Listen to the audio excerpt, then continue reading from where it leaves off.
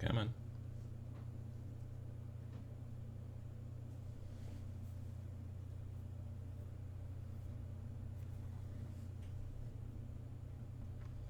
Hey, we've got a clock. All right. And then we've got this. And that's going. And now I need to do that thing and click on this and then click on that.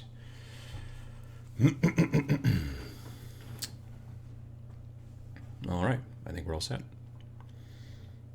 Yeah, I got that. Okay. And there we go. It's all set up. Good morning and good afternoon and good evening for those of you who are not having a morning, wherever you might be. It is about 16 degrees Fahrenheit, but sunny. It snowed a little bit. All the weather people were like 8 to 10 inches, 8 to 12 inches. This was back on Thursday. We got about 1.5 inches, maybe 2. So I'm okay with that. Norman Ralph says, first time catching your live chat. Started hobbying 2 weeks ago for Christmas, and your channel has been super helpful. Well, I'm glad to hear it. Glad to hear you're getting into the hobby, and I'm glad to hear that the videos are helping. May not be helping this morning, but in general, yes. What else have we got? Hello, Adam, and everyone from rainy Manchester, England. Good morning from Tinley Park, Illinois. Stockholm, Sweden. Turnberry, Scotland. Little Plastic People says, good morning from Colchester, which I'm sure I probably butchered. UK. Love the show. Think this is the first time I've managed to get it live. Sat in my hobby bunker painting up the new Zone Mortalis plastics. Those are fun. Those are cool looking. Good morning from Dublin, Ireland. Painting some Corn Berserkers. Manitoba, Chicago, Portugal. Hello from Limerick, Ireland. Building contents from first issue of Mortal Realms magazine. I've seen that, and I'm kind of interested. I don't know if I can get it here, though. VJ Morph asks if it's coffee or tea. It's coffee. I'm a coffee drinker. Belfast, Ireland. We've got someone painting the Dark Oath Chieftain as we speak. Good midnight from Adelaide, Australia. Anyone else working on projects as they watch/listen? A friend of mine gave me a pile of bits for my Gene Stealer cult, Orc Army, and I'm sorting it in my own bits box. Sorting bits is always a lot of fun. Frankfort, Kentucky. Columbus, Ohio. Williams Lake, BC. Negative 21, heading for negative 37 Celsius, but still, that's very cold. Patrick says no snow this winter. We've had very little actually here. North Carolina, Nord Belgium, Norwich, England. Hey Adam, guess what T-shirt I'm wearing? I've got an idea. I do. Says I say to Tim. I'm glad that you got it. You got it incredibly quickly too, by the way. Tim Albers was one of the. He asked a question which we answered on the Game 4 podcast, which is the podcast I do at work with Matt, not moderator Matt, different Matt, Game 4 Matt. And so because we read his question on the air, we sent him a T-shirt, and we did it through Teespring, and Teespring has a facility in the UK and also one in the, or not in the UK, they have one in the EU, I don't know where, but they also have one in the United States. So I shipped it from the EU one to him, and it was seriously like 2 days. It was crazy fast. So I'm glad to hear that you got it. Hello there. Applied to your Facebook page painting thing. I am the only admin, yeah, and I only let people in once in a while. It's troublesome. The site itself is troublesome. Facebook, yeah. So I don't let people in super frequently. I think last time I did was Christmas. So I apologize for that, and that whole thing's still up in the air, frankly. So yeah. Good day from Germany. May your inner wolf howl today. All right, I appreciate that. Florida, we got Sisters of Battle pieces everywhere in Florida. That'll happen. Yeah, there's a lot of pieces in that box. What else have we got? Sydney represent, but in Melbourne tonight. Just wrapped up a music festival tour with Jax Jones. Oh, that sounds cool. David Jordan's painting my first AdMac. Just finished airbrushing my Killicans with lead belcha. Nice base to work from. Yeah, absolutely. Killicans, lead belcha. I think that's probably the right choice. David Moffat says, I'm basing battle mechs onto MDF bases this morning. Nice. Let's see here. Been hooked on your videos since I found them about a month ago. Been extremely helpful and very good to listen to when hobbying. And good morning from San Antonio, where the high today is 65, clear and sunny. That's a little different than here, but and a little bit different than British Columbia. But yeah, glad to have you here. Let's see here. 11 p.m. Hello from rainy Singapore. We've got Frankfurt, Germany, painting my last 30 skeletons. Thanks for the clip with Sam. The skeleton horde contrast is nice, but sadly I find out of late. I think this skeleton horde is one of the more popular colors, so that's maybe why it's harder to find lately.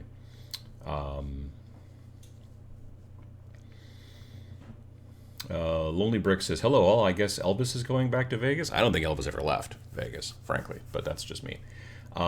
That image is a picture I took actually last year. It was a big sculpture that somebody painted and built and whatever, and I think it was over by all the War Machine stuff, if I remember correctly.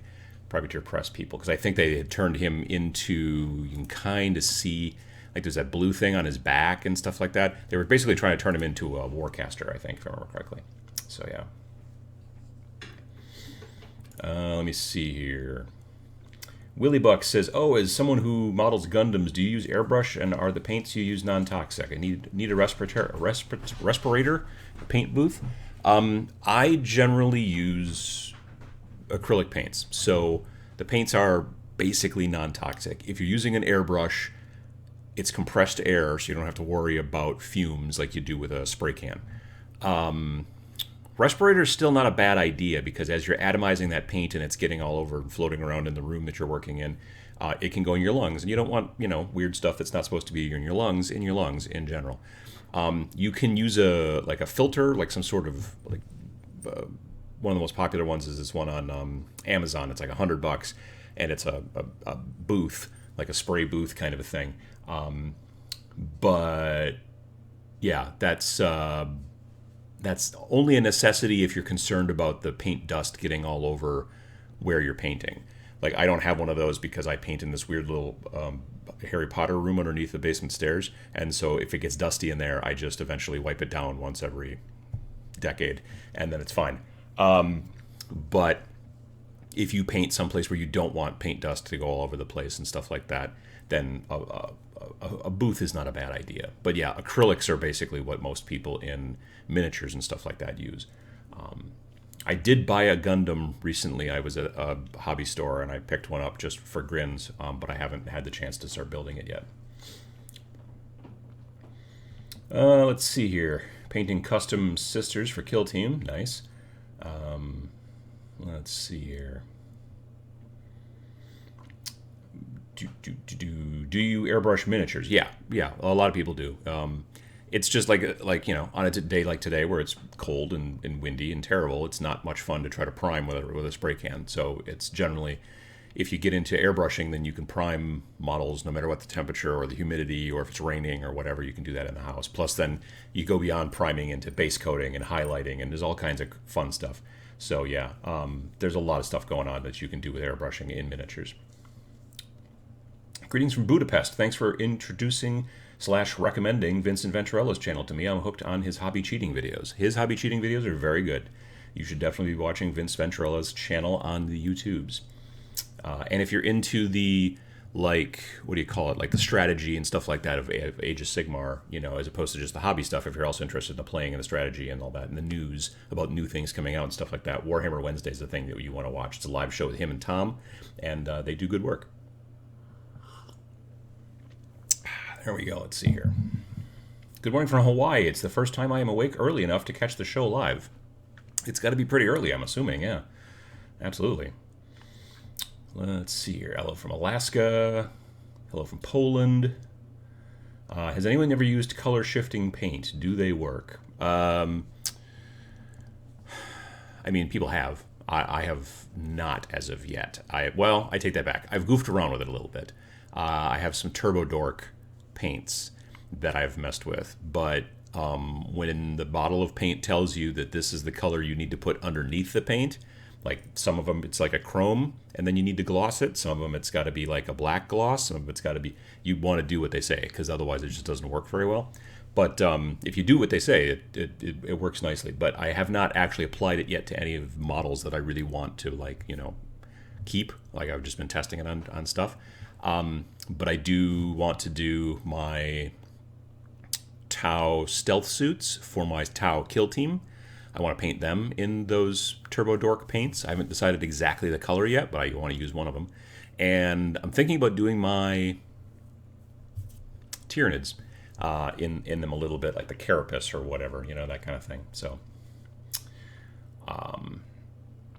and VJ Morph saying the exact same thing. They are good, but they have to be airbrushed over the right undercoat. Yes, it's important. The undercoat's super important. They're not just like, oh, take it, spray it on the thing, and go to town.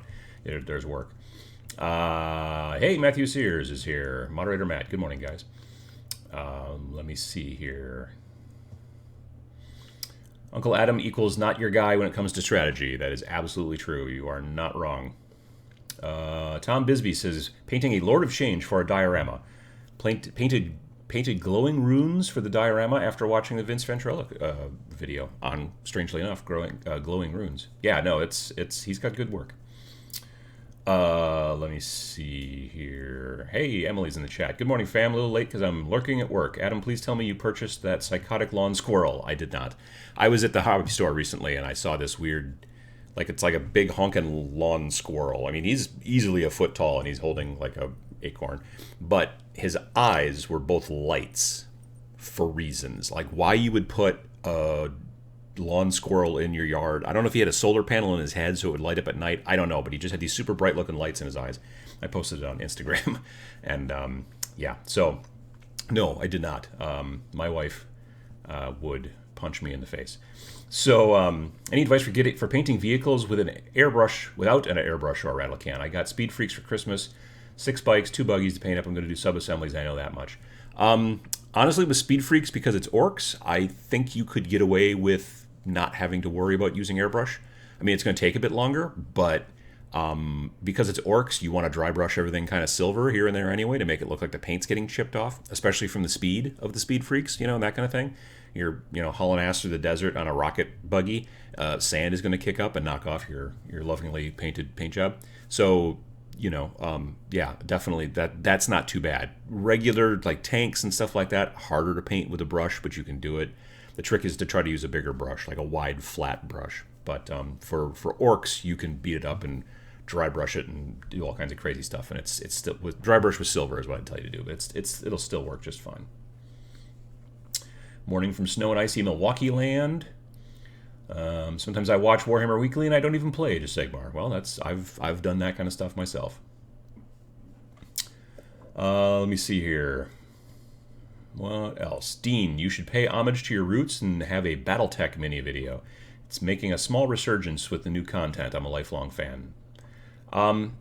Yeah, I mean, I honestly wanted to get into First Strike. Or is it Alpha Strike? Either First or Alpha Strike. Whatever their new, sort of not the full game, but it's allegedly supposed to be a quicker, not even skirmish, but it's supposed to be streamlined rules. I started reading the rule book a little bit and flipping through it at a booth, and I was like, this is still awfully thick. And then I couldn't find models for it, and then now they've got the models for it out. This was at Gen Con, I think. Either Gen Con or Origins last year. Models came out, and I'm like, hey, sweet. And then they didn't have the books. No, it was the other way around. First time I was interested, they had models but no books, and then when the books came out, then they had no models? I don't remember. It's been a mess, at least in my opinion. And I just don't have the time to play regular full-blown Battletech these days, but I've been watching a lot of videos about the new MechWarrior 5 video game. I guess that's been scratching the itch. I haven't even been playing it. I've just been watching some videos on YouTube.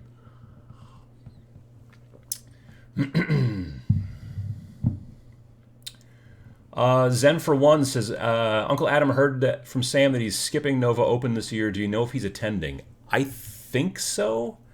We just had lunch, and we were talking about it. I know he's not teaching it at Nova Open this year. Neither am I. But I think he's still planning on attending, but I'm not 100% sure on that. I'm going to be there, certainly. I just bought my hotel room, so that's good. Because it's a great convention. I like it.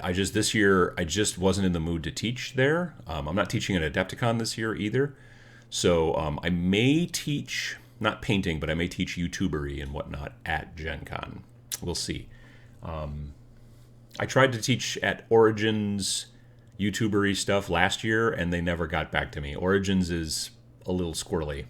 I filled out the form, and I just never got a response. I'm like, oh, okay, cool. I may be teaching painting at Origins this year. I'm not sure. I've reached out to the guy that I worked with last year on it, and I think that it's it was earlier. It was before the end of the year, so I think it's just too early. But I'm heading in that direction. We're hoping so.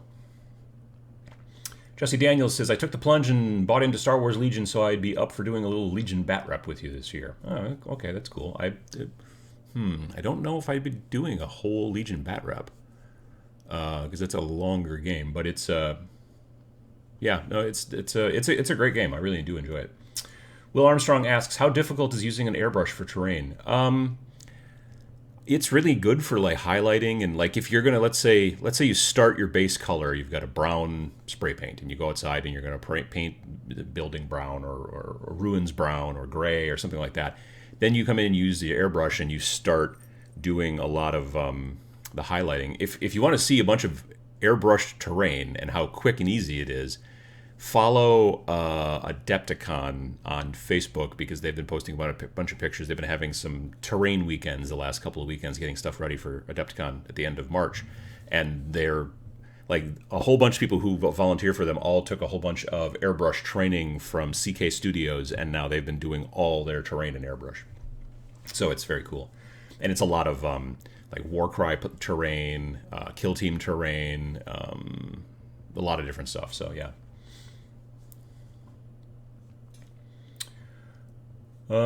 John Ashley Smith says, love the Battletech minis, hate the rules. The rules are very long, at least I find. But when I first started into tabletop wargaming, it was my first jam. So the Exercise Scientist says, loved your kill team as content. My son and I are getting into it, and it's very helpful. Any recommendations on mats and terrain other than getting the starter box? I know a couple different companies sell mats now. I know Frontline Gaming does. They sell a 22x30 mat, and so does Table War. So you've got choices in both of those. There are probably others that do as well, but those are the two that I know of for sure. Those are both American companies, and I've seen both of them in the flesh. I own a Frontline Gaming Desert map for the thing. Yeah. So anyway, but yeah, there's out there. As far as terrain, you can use whatever kind of terrain you want. I mean, you can use, plastic kits from GW. You can build stuff. You can use all kinds of things. You just want to have a decent amount on the table. If everyone's just standing around with very little cover, it becomes a much shorter game because everybody dies pretty quickly. So that's not a good idea.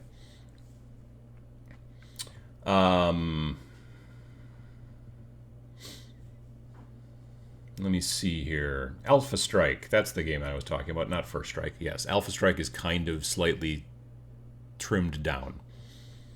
I was just, VJ Morph, you were talking about how you only play, I could only play Alpha Strike now, and that made me think of Blitz Bowl, because Blitz Bowl is a stripped down version of Blood Bowl, and then that reminded me that GW announced this week that their Space Marine Adventures game is going to be for sale at Target, whereas previously it was only for sale at Barnes & Noble. And then that made me think, I wonder if Blitz Bowl is going to be eventually available at Target, because that would be sweet, because it's kind of hard to find Barnes & Nobles these days, but Targets are all over the place. So, so that would be very cool if they soon announced that Blitz Bowl was also at Target, because then a lot more people could get into it, in my opinion. So that was just my train of thought that bounced around inside my head for a bit there. But yeah, definitely. I think that because then I want them to make more Blitz Bowl, more cards and stuff like that, so you can play. I want to be able to play the Nurgle guys in Blitz Bowl. That's what I want. Anyway, John Ashley Smith says, we created our own streamline rules for Battletech so you can play with at least 4 models and be done within a day. Well, that's helpful, yeah. Let me see here. Alif, I'm not sure I'm pronouncing that properly. Hi, have you ever played Kingdom Death Monster or own it?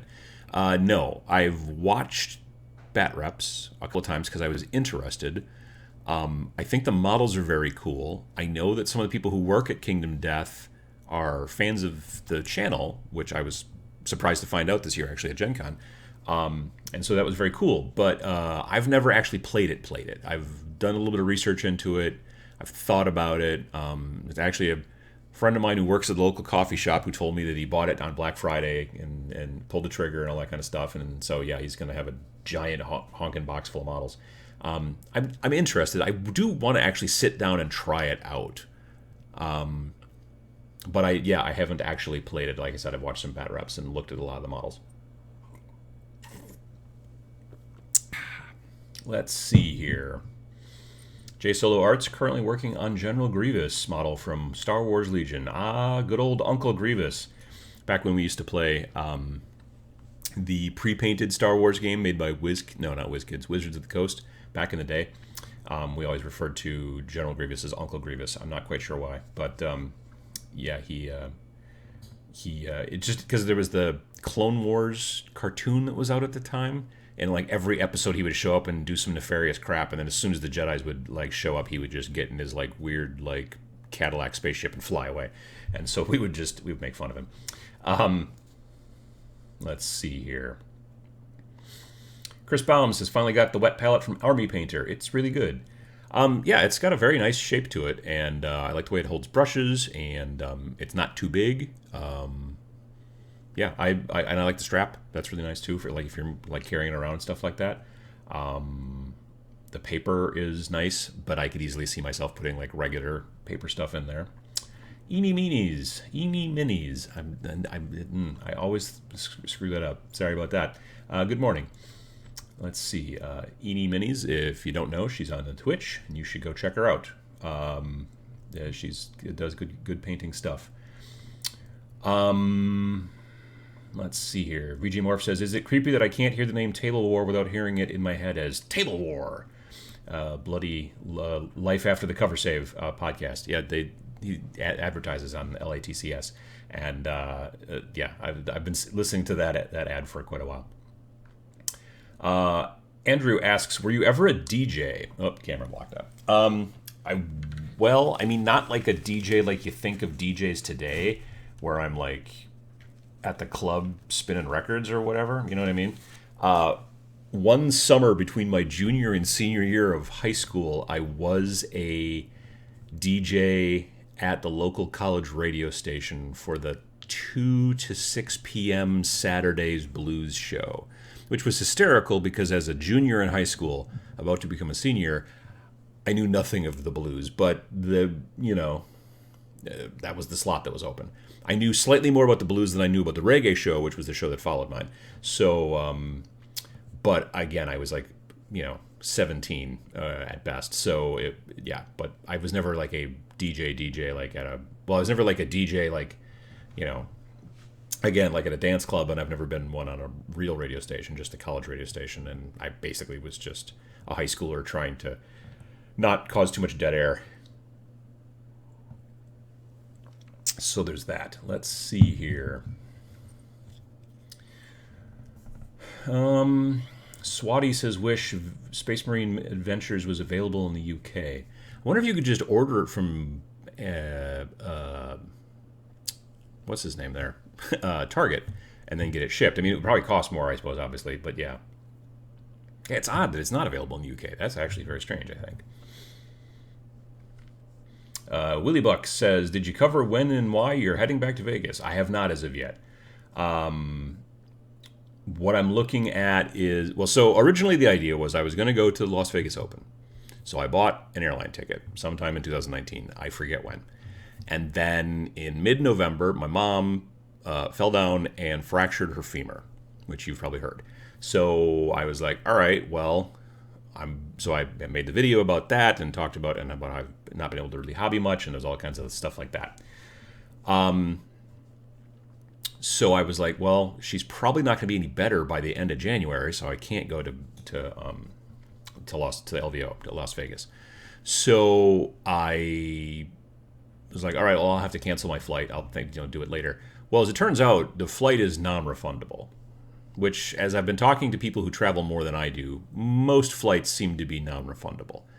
And so I was like, oh, well, I bought the insurance on it, so I'll just call them. It's like, I'll be out $40 on the insurance, but I'll just get them to refund me the thing, because that's why I bought the insurance, because I live in Wisconsin, and flying in January or February is always a crapshoot.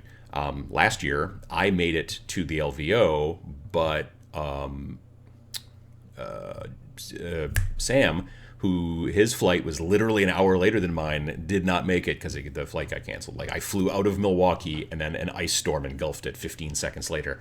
Anyway, so I call the insurance dudes and they're like, oh yeah, no, that only counts if there's some sort of problem, if like the flight has to be changed or there's weather and stuff. You can't just be like, oh, I don't want to do it now. That doesn't count. So I'm like, cool. So I'm going to be out $600. And then, as it turns out, my mom is doing much better than kind of anybody thought. We actually took her home yesterday. I mean, not here, but to her condo, her apartment thing. So she's done at the rehab place and all that stuff. Like, she can walk.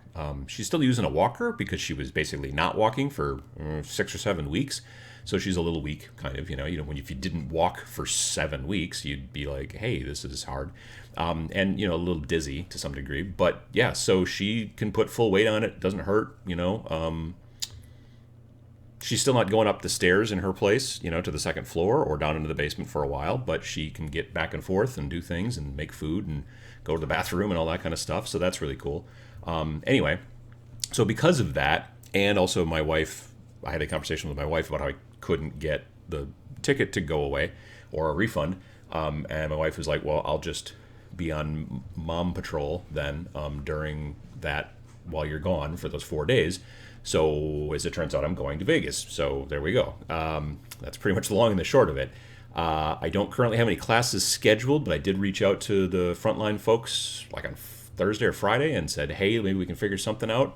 At the very least, I'll be just lurking around. I like to lurk. But yeah, so that's kind of what happened, is that it looks like it wasn't going to work, and then it sort of, because I couldn't get the ticket refunded and all that stuff and everything, and also because my mom was doing a good deal better than we all thought. I mean, she's 74, going to be 75 this year, but part of it was because she followed the doctor's orders. Doctor was like, hey, you should wear this leg brace Velcro thing all the time, except when you're washing or changing clothes. And so she did, and because of that, now her leg works. So I think that's a good thing. In most situations, if your doctor tells you to do something, you should do it. Anyway, so yeah, that's why it looks like that's why I'm going to Vegas again, unless there's some sort of horrific, ice storm or something like that or whatever. I'll be flying out of Milwaukee and then going to Minneapolis and then having a long layover in Minneapolis, well, like 3 hours, and then Vegas from Minneapolis.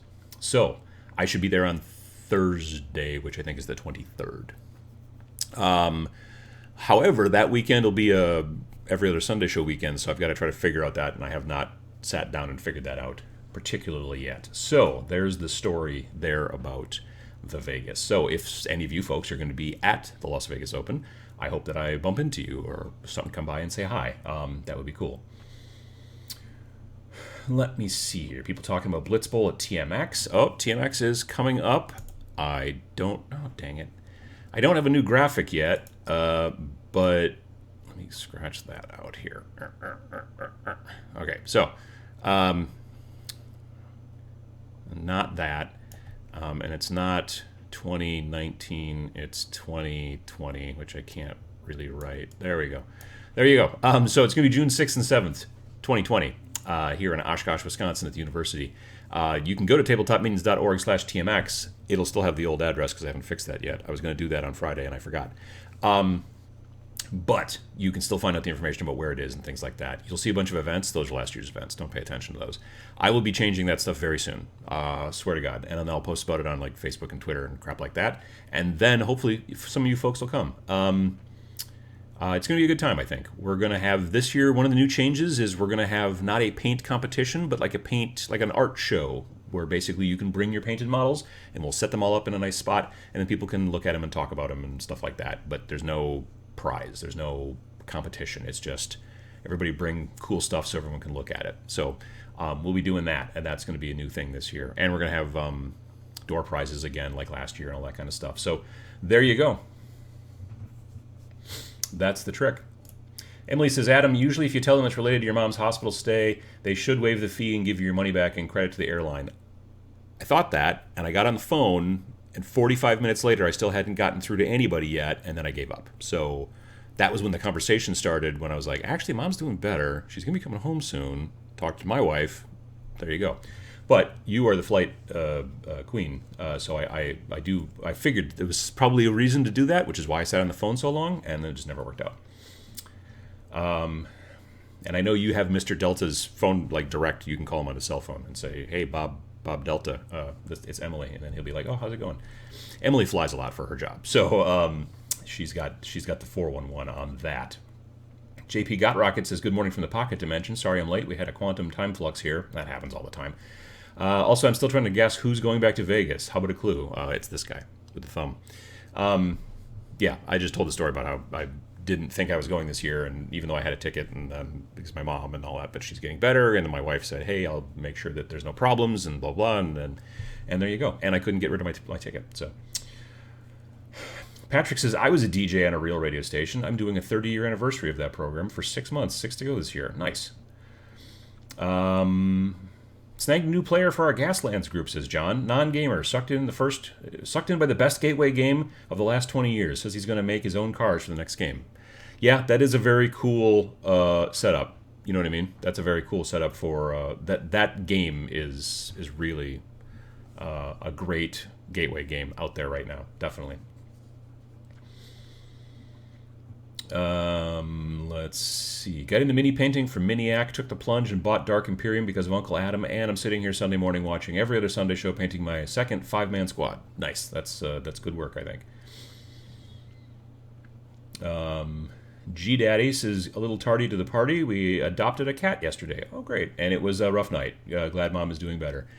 Yeah, I mean, the cats that we've adopted, which has been all of them, all 4, it's always been a situation of, like, if you already had a cat, here's a quick tip. If you already have a cat, well, even if you don't, it's best to bring them home and put them in one room and let them get used to the one room, like whatever it is, for like a day, like literally 24 hours, and then let them if you just like drop them in the house and go, here you go, you have to run the house, if they're the only cat, that can kind of frighten them, I think, I guess. So I hope you did something along those lines, and if not, you might want to think about that. Let's see here. VJ Morph says, I love this new style of... Oh, I forgot it's still on. Sorry. Yes. Well, I needed to update it, and I hadn't... And then I looked and noticed that there was a whiteboard widget, and so I was able to... But I scratched it out last time, and then it didn't stay. So I bet you if I go back right now... See, it's gone again. It's only... you can only do it... Click... you can only do it, it's like live, right? So that I can then give myself glasses, which doesn't make any sense, and a mustache also doesn't make any sense. Give myself angry eyebrows. Grr. But yeah, so I should really look more into XSplit and figure out all the cool stuff that it does, but I generally only think of XSplit about 10 minutes before showtime, and I should probably pay more attention to it. Gary asks, are you going to... Well, actually, Gary's Hobby Studio. Are you going to Origins Game Fair this year? I think so. I don't know that for sure, but I think so. I am definitely going to, like I said, going to Las Vegas Open, unless the weather tries to kill us. Then I'm going to the Gamma Expo, otherwise known as the Gamma Trade Show. That's in Reno, Nevada. I'm going there for work, for Game 4. That's a industry-only show, so it's not like normal folks don't go there too much. Lord knows normal folks don't go there. So that's happening in early March. Late March is Adepticon. I'll be there. And then the next show after that, I think, would probably be Origins, which is in June, which I'm not sure of yet. I haven't bought a hotel room or anything like that, but I'm going to reach out this week to my contact Jason from Realmsmith TV to see if he does... because last year I was there teaching in the WizKids / Vallejo booth, and I was teaching Thursday, Friday, Saturday, a 2-hour class every day about how to paint WizKids models with Vallejo paints, and it was very fun. So I'm hoping to do that again this year because it was a good time. Let's see here. Adam, when is a regular since you'll be in Vegas next week? Oh, I won't be in Vegas next week. I'll be in Vegas from the 23rd to the 26th. Pulling out my calculator. So that's, yeah. So Irregulars will be on the 18th. The Irregulars live show. So for the Patreon followers who are at the Uncle Adam's Irregulars level, which is the $4 a month level, I do a live show every month that's just for those folks, and it'll be on the 18th, Saturday. It's usually on the Saturday closest to the 20th of the month. So that's the one. Let's see here.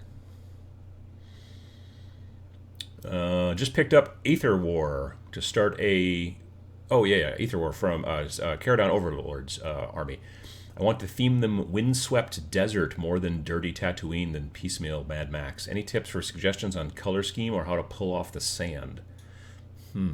Like on the bases of the sand? In that situation, I would go watch the video that I did years ago about baking soda bases, because baking soda looks more like sand when you're putting it on a base and the person's only this tall. If you put sand on the base, it looks like they're standing on gravel or big rocks because of the scale. But that's what, when I do sand bases, I always use baking soda as the texture and then paint it sand colored and stuff like that after I've painted the model. So that's where that's at. Let's see. What do you think about Dawn of War? It was a cool game. I enjoyed the first one. I enjoyed the second one, kinda. I don't think I ever played the third one. I loved the intro on the first one. It's probably one of my favorite pieces of computer animation ever. I wish they would just make that into a 90-minute movie. I would be there on the first day. Definitely, yeah. The Hobby Channel says, Uncle Adam, what are good Osprey books? Well, Gaslands is awesome. Let's see. Another one that came out recently is, well, actually, it's not out yet. I got I think a pre-release copy. It's coming out towards the end of the month, and it's called. It's not within arm's reach. Zona Alpha. I think it's called Zona Alpha, and it's like a realistic-ish. It's not post-apocalyptic, but kind of post-apocalyptic. Like, I think there's been a limited nuclear exchange, and you're trying to get into a zone, and it's Eastern European. Everyone's Russian and Slavic and all that kind of jazz, and you're trying to get in to the kind of sort of nuked zone to go in there and find artifacts. I don't know. There's also these weird anomalies that float around inside there. It's one of those blue books from Osprey, and it's a skirmish, and it's a little bit more at best it's near future because there's like no rail guns or laser guns or any kind of junk like that. But it looks like a cool rule set, and it's a cool concept. The models, because it's so near history, it's you can't go crazy with the models. Like, the models need to look a little bit more, I guess, realistic to some degree. You know what I mean? They're not very sci-fi.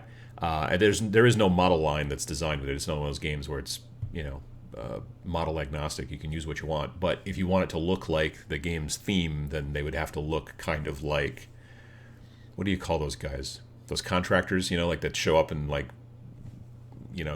in wars and stuff, they're not mercenaries per se. They're a little more business-like than that or whatever. I don't know.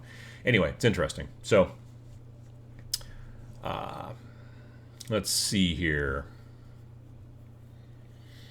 Eric LaPlante says, hey, wow. No, you did not say hey. I added the hey, sorry. Wow, I never make these live. I always watch them later. Well, we're glad to have you, absolutely.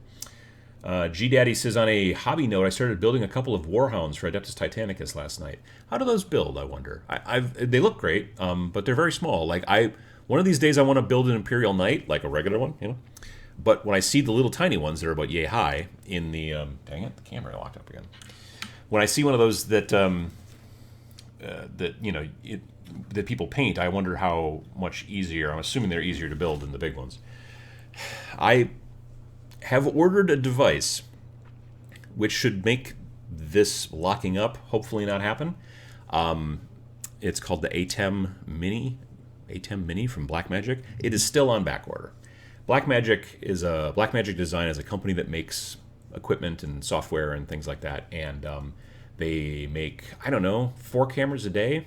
No, 4 cameras a month? I don't know. Like, they're slow. They're very slow. Unfortunately, like, this is a great product. I'll be able to plug multiple cameras in it. It has all kinds of amazing features. It's like $300, which is astoundingly cheap for what it does. But because of that, they can't keep it in stock anywhere. So I've ordered it. It's been on back order since December. I think I ordered it in December. So, well, or maybe November. Anyway, it's going to be a while. So hopefully it'll show up eventually, and then this whole locking up camera shenanigans will end. So that'd be nice. John Ashley Smith says Osprey's Tomorrow War is one of my favorites. That's also an interesting book. It's real hard sci-fi, in my opinion. Like, not fantastical sci-fi too much.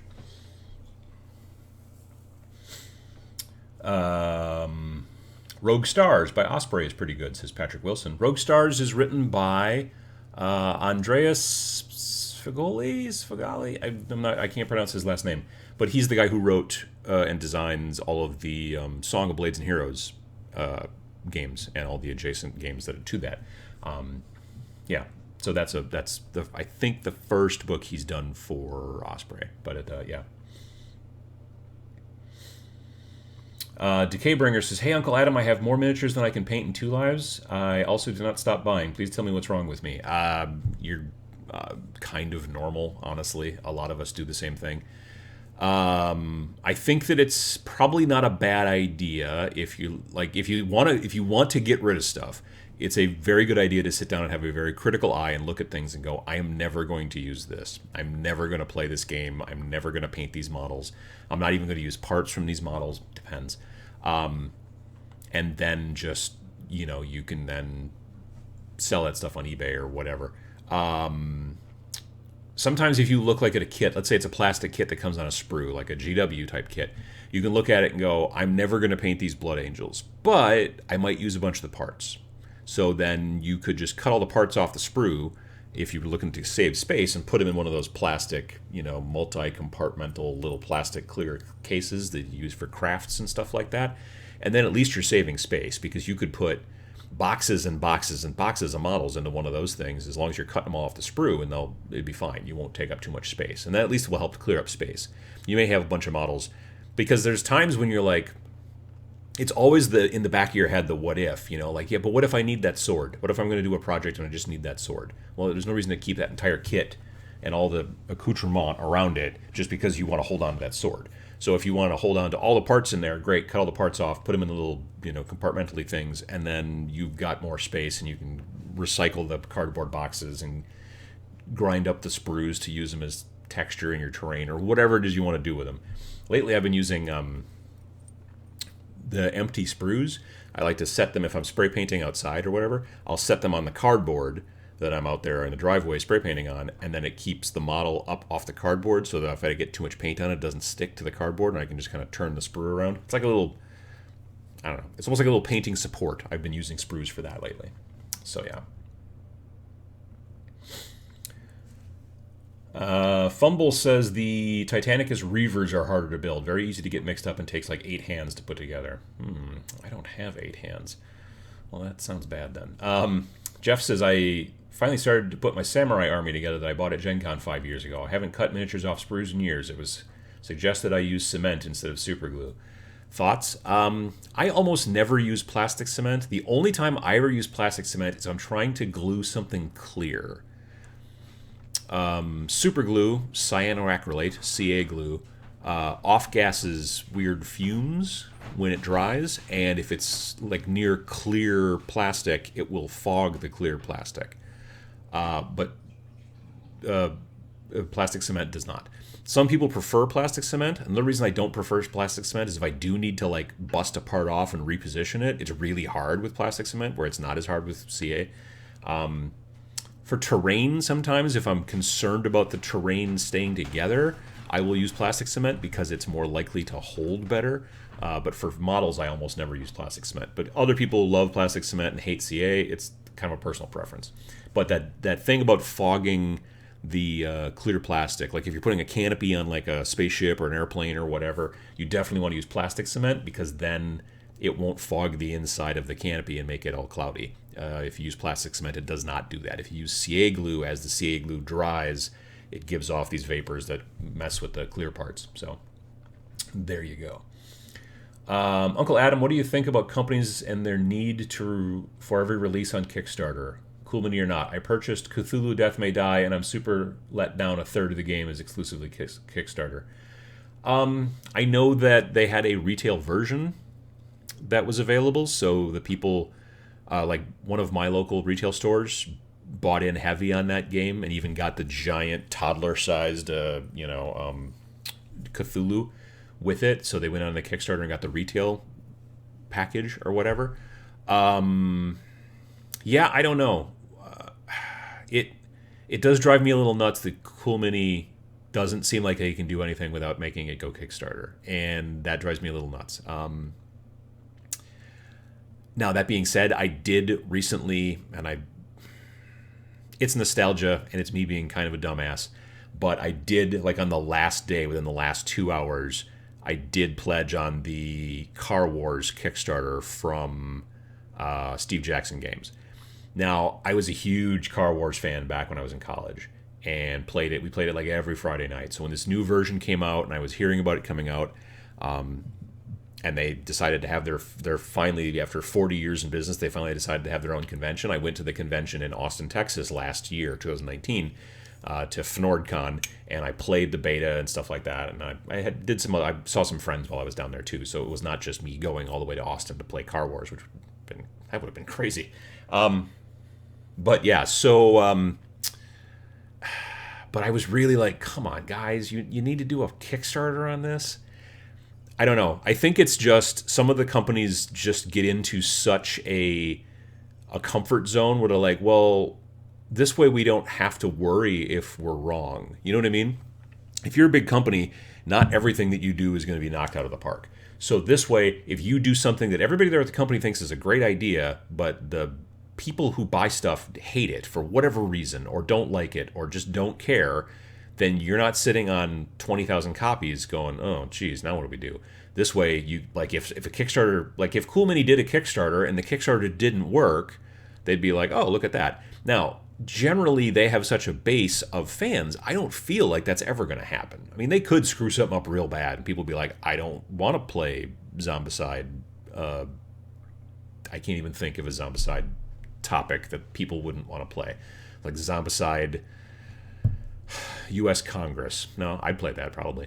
If you get to like eat a bunch of congressmen or whatever with zombies. Anyway, nonetheless, my point is that I think they do it because then they get the money up front, and then they get to sit on it and make interest off of it, and they don't have to make any risk at all. It annoys me, but it's what they do. I gave some kudos to Mantic recently because they released 3rd edition Kings of War and didn't put it on Kickstarter. They just were like, we're just going to release it. We're not going to go through all that rigmarole. We're just going to release it, which I appreciate because they've been, a company in the past that's done a lot of Kickstarter stuff. Now, to be fair, sometimes they also do stuff that you're like, well, I don't know, maybe Hellboy's not going to work as a board game. So they try it as a Kickstarter, and I get that. But for their base game where they know they have a bunch of people, like to some degree, in my opinion, if you're a big company and you're doing a Kickstarter, it's almost like you're a little nervous. You know what I mean? I know that honestly they're doing it just because they want the money up front. But it does come across as a little bit like, I don't know if anyone wants Zombicide anymore, so we better just kind of do a Kickstarter and see. But yeah, people want Zombicide. That Cthulhu game was a new game. It's a new property to some degree. So, there's a difference there. Like, they're like, well, we're trying it out. But, yeah, I don't know. I don't want Kickstarter to be like, look, if you're a big company, you can't use our service anymore. And they're not going to do that because they like money as well. They get 9% or whatever of every one of these Kickstarters. So they're absolutely happy to hit. If someone comes along and is like, hey, we're going to do a Kickstarter, we don't know if it'll work, and then it makes $5 million, well, then they make 9% of that. So they're happy about that. I don't know. But yeah, it's weird. Zombicide Pilgrims. Yeah, that would be, I think people would still play that, honestly. Yeah, so generally I've been kind of poo-pooing Kickstarter lately. I mean, if a small little company comes along and comes up with a concept, that's exactly what Kickstarter's for. So for them, I say kudos. You're an indie company and stuff like that. That's what you're supposed to do.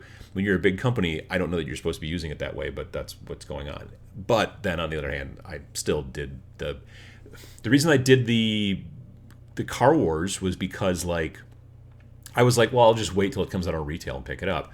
But just like the original person who asked the question said, I looked at it and I'm like, I would get so much extra junk if I just do the Kickstarter because it's all these stretch goals and stuff like that. On the other hand, sometimes you're like, great, now I have all this extra junk and now I don't know what to do with it. You know what I mean? So it's tough. It's tough. I like Kickstarter. It's a great idea for what it originally was designed for. I don't like to see big companies using it sometimes. I really don't. Now, in the grand scheme of things, our industry, what we think of as big companies, are not big companies. So there's that to take into consideration as well. Like if Exxon was like, hey, we're going to do a Kickstarter for a new type of gasoline and stuff, people would be like, what? You know, is Exxon even a company anymore? I don't know. But, you know, like a big oil company, they would not use Kickstarter, I would think. But within the gaming industry, when we think of big companies, most of them aren't actually that big in the grand scheme of things. Even GW is a small company in comparison to normal industry, car companies, insurance companies, whatever, that kind of stuff. That's a different story. Anyway, Adron says, yeah, Zombicide U.S. Congress does sound good. I mean, if Cool Mini wants to use that, okay, just send me a copy. That's fine. Let's see here. Devin Jones says, I think that the Kickstarter also gets people to spend more in the game than they would otherwise. Kickstarter exclusives get people to spend more and buy all the expansions. In some situations, yeah. I mean, like, I will bet that the retail base box for Car Wars will probably be, I don't know, maybe $75-$80 when it comes out, because you're going to get, like, a bunch. You get several cars and 4 dials, you know, the dashboards you use for the cars and blah blah and all that kind of stuff. But I have a suspicion that, like, because I spent there's like the $75 level right now where you basically just get the base thing, and I don't think you get any of the stretch goals. But for like $140, then you get this and all the stretch goals, which included like a neoprene mat and a whole bunch of junk. So we'll see. I did the original Kickstarter for Ogre 6th edition way back in the day, 2013, 2014, 2012. I don't remember when the heck it was. And honestly, they lost their shirt on that one because it was early Kickstarter days and they were just like, oh, we'll just keep adding all these stretch goals. And it just kept going up and up and up. And by the time they got done, when I did finally get the product like 2 years later, I was shipped a 27-pound box full of stuff, and they, at the time, shipping was not was included in the price, so they lost their shirts on that because they had to produce so much stuff, and they weren't good at gauging. Well, we made this much money. They made like $923,000, but they spent more than that, so it was actually not great for them. Anyway. Privateer Press is another company that I don't understand why they use Kickstarter, and given all the complaints that they don't do it well. Oh, I didn't even know that they did. I've never seen anything from Kickstarter from Privateer Press. That's interesting. I don't know how big they are, but I've seen Raging Heroes use Kickstarter a lot. I mean, Raging Heroes, from what I remember, that's a relatively small operation, and that's what Kickstarter's for. You know, when you're a small operation, you're like, you know, like moderator Matt, Wreckage, they've used Kickstarter to fund the production of their book and that kind of stuff. And they're 2 guys. Totally makes sense. That's what Kickstarter is really for. That's what it was kind of designed for. It's designed to crowdfund. I have an idea, but I don't have the money to produce it and get it out into the audience. So that's what it's supposed to do. But yeah. Nox Geek, Zombicide, My Little Ponies? I don't know. What else here? 12 Neef says, look at the Fantasy Flight Games layoffs. They personally backed games that failed or didn't do well, so I can understand Kickstarter games, though it's annoying. I mean, yeah, I mean, they don't really do Kickstarters, I don't think, Fantasy Flight. But I think if they would have sat down and said, look, we're going to do Kickstarters for all of our, all of the RPGs, which is where, from what I understand, where most of those jobs kind of got let go from. I don't know if they would have necessarily fixed the problem. You know what I mean? Sometimes companies just don't make products that people want, even though they think they do. It's just the way it works.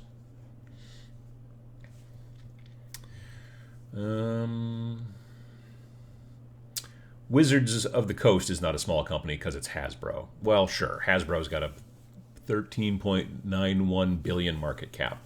True, but they're a small division of Hasbro. Hasbro, I think, also recently bought Death Row Records, which I thought was kind of hysterical.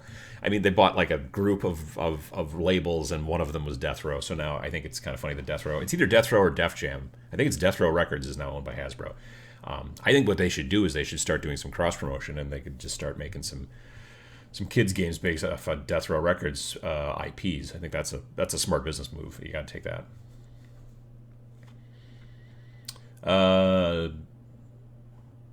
Eric Cooks has agreed. Zombicide Kickstarters always feel overwhelming with all the parts once you have them in hand.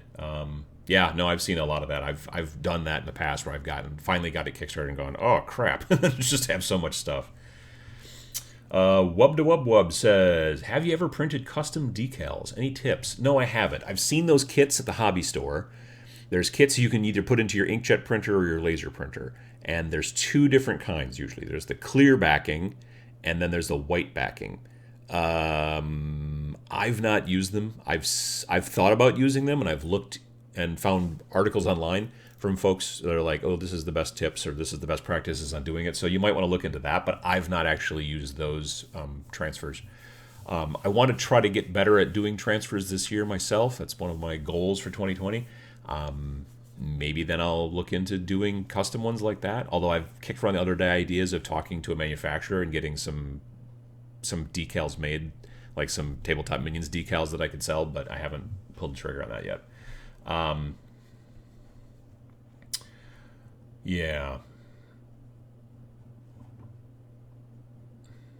Let's see here. Emily says, I did the coolest Kickstarter like 4 years ago. They went to court over it because they were selling tons before fulfilling the Kickstarter. Now they are going under, and I'm getting $20 of $200 I spent back. Yeah, that's always a risk. That's always a risk with Kickstarter as well. Absolutely.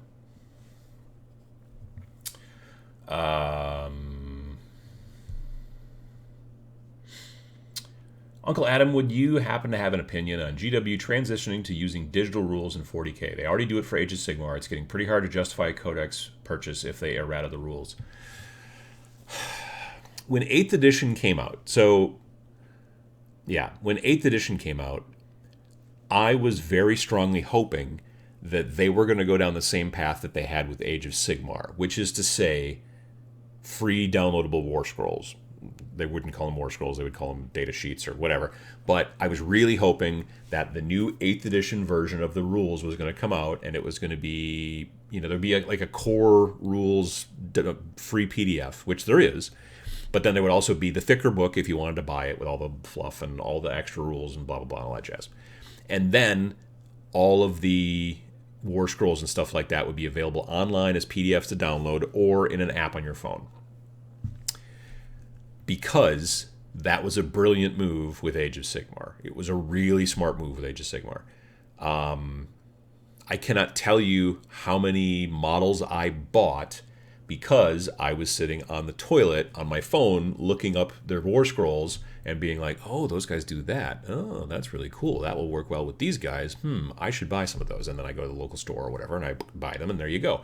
So because of that, whereas if you're interested in getting into a new army, or if you're interested in adding like some sort of addition to your army or whatever, if you don't have the codex, even if you own the codex, but it's not in your bathroom, or it's not in line at the bank, or it's not, you know what I mean? Like you're like thinking about it, and then it goes out of your head, right? It's only when you've got the book in your hand that you can actually look that stuff up. When this stuff is digital, you can pull it out. And when you make those rules things free, people will take the money they would have to spend on the codex and probably spend it on more plastic. So I was really hoping that's what they were going to do with 9th or 8th edition when it came out, and I was at an event in Madison, Wisconsin, which was a distributor, ACD. They're based out of Madison, and they're the kind of the middlemen that go between the stores and the manufacturers. And so I was at this event for work, and I was sitting in a seminar for GW, and they were talking about 8th edition and all that kind of stuff. And they announced that they were going to be also doing codexes, because somebody asked the question, not me. And I came up afterwards and I was like, was talking to the guys from GW, and I was like, it would be really cool. I really like the model you did with Age of Sigmar. Why are you guys going back to codexes with 8th edition? And he told me, he said, it's a business decision. Like, it wasn't like his decision. I don't remember who this guy was specifically.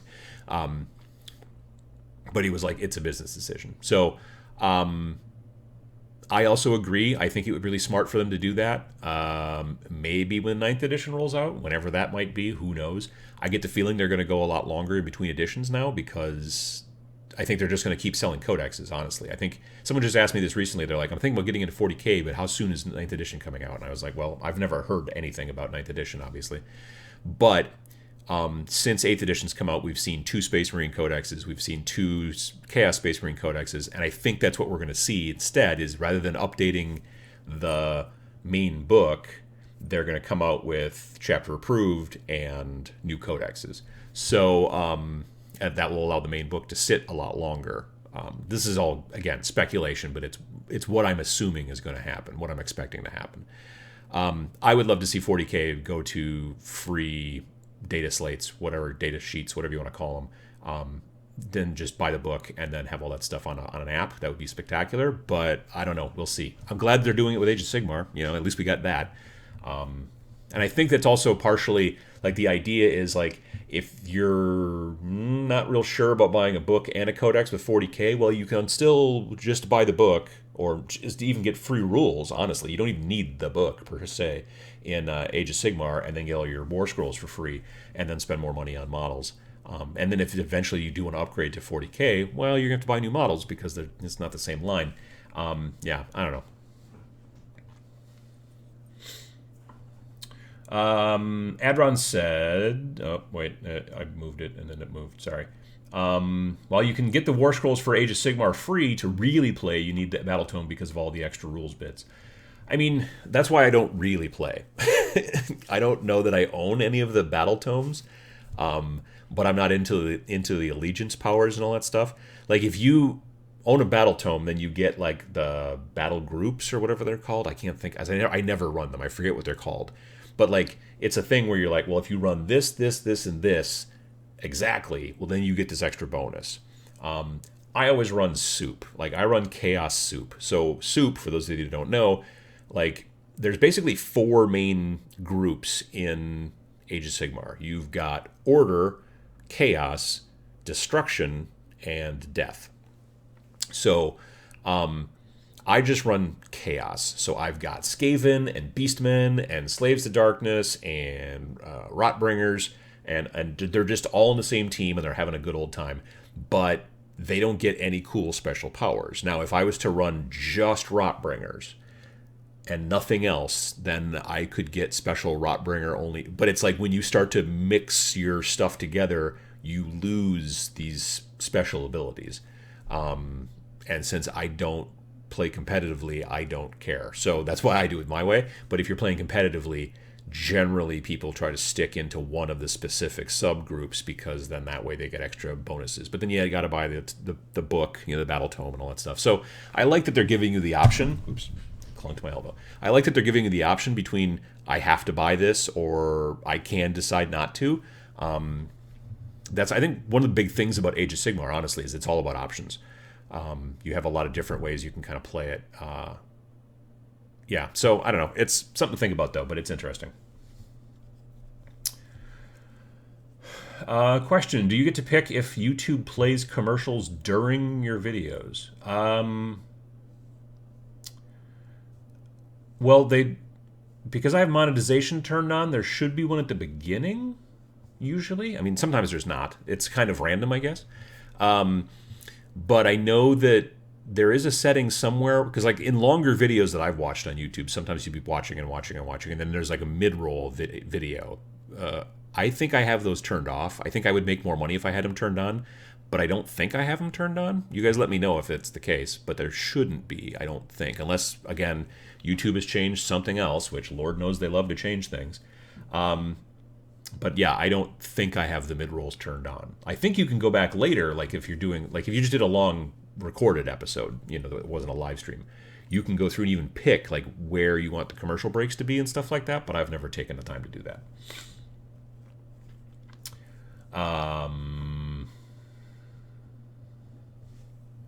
Let's see here. What else? I also find that the extra rules coming with the battle tomes are more burden if you want to have fast games. Oh, yeah, no, definitely. Well, actually, yeah, in any situation, more rules is always, it takes more time and it just all that kind of stuff, so I get that. Torch says, I also run soup. I can't remember what my units do anyway. I add special rules and I'd forget they exist. Yeah, same here. That's the thing. More rules I have to remember means the more rules I'm going to skip because I forgot them. Yeah, like my current, like I said, my current chaos list is... I know I've got Gutrot Spume in there somewhere. I've got the Rotbringer Sorcerer in there. I've got, I think, the other Uncle Drippy, whatever his name is, the big, with the axe with his guts hanging out over the top of it. I think they've changed that model's name like 5 times. I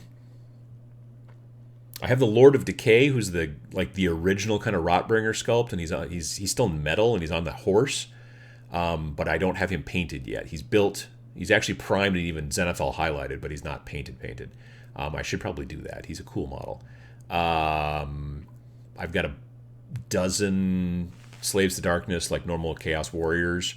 I've got a bunch of Skaven mainly for range combat, because Chaos kind of sucks at range, especially I've got a 5-man unit of Putrid Blight Kings. Love those models so much. What else have I got? I don't know. Like I said, Beastmen. I've got at least a dozen Beastmen who just die like right away. I've got some other stuff too. I've got a bunch of stuff on deck too. Like I've got what the heck is that guy? The Vortex Beast thing, whatever. I've got one of those guys like half painted. I have. No, that's for 40k. I was gonna say I have a Demon Prince, but he's my 40k one because his base is littered with the damaged helmets of Space Marines. Yeah, I've got a bunch of different stuff going on in that army, but again, it's soup. And then I'm also slowly building a skeleton or a death army, which is also kind of soup because there's going to be skeletons, but there's also going to be some night haunts, and all that kind of stuff. So yeah, I just prefer building the models that I want to build, and because I'm not a competitive player, I don't really care about the other stuff. Like Sam's got a Storm Bros, Sigmarite, whatever you call them, Stormcast Eternals. He's got one of those armies, and I think they're all Stormcast, so he gets a bunch of extra benefits. So he's been winning a lot lately when he's been playing Age of Sigmar. I don't think he's lost yet, now that I can think of it. So eventually we'll sit down and play probably a 1,000-point game, because I don't have 1,500 points of guys painted yet. I could get there pretty quickly. But yeah, we'll play and he'll stomp my neck, which will be fine. We'll have a good time. Let's see here.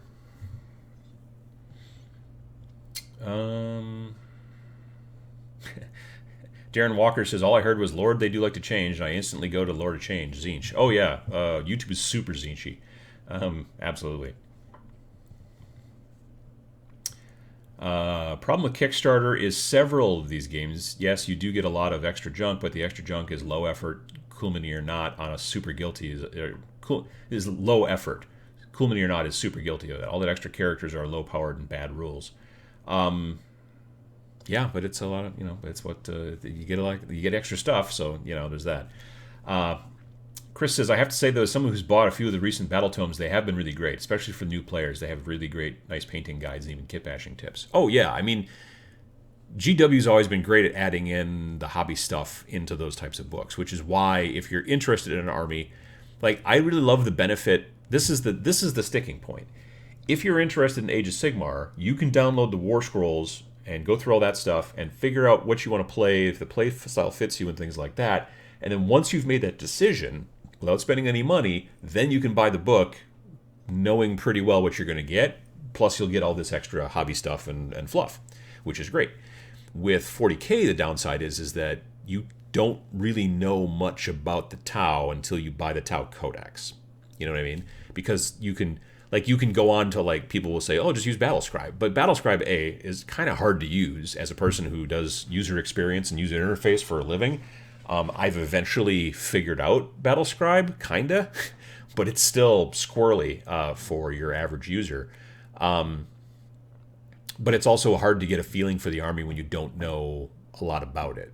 You know what I mean? It's a little difficult because when you are picking your stuff in Battlescribe, you're like, okay, I'll try these guys, but you don't know any of the stats or anything until you've picked them, and then you have to look at them in the like little eyeball view up at the top, and then it shows you all the stats, and you go, oh, these guys have got a BS of 3+. Oh, I didn't know that, or whatever.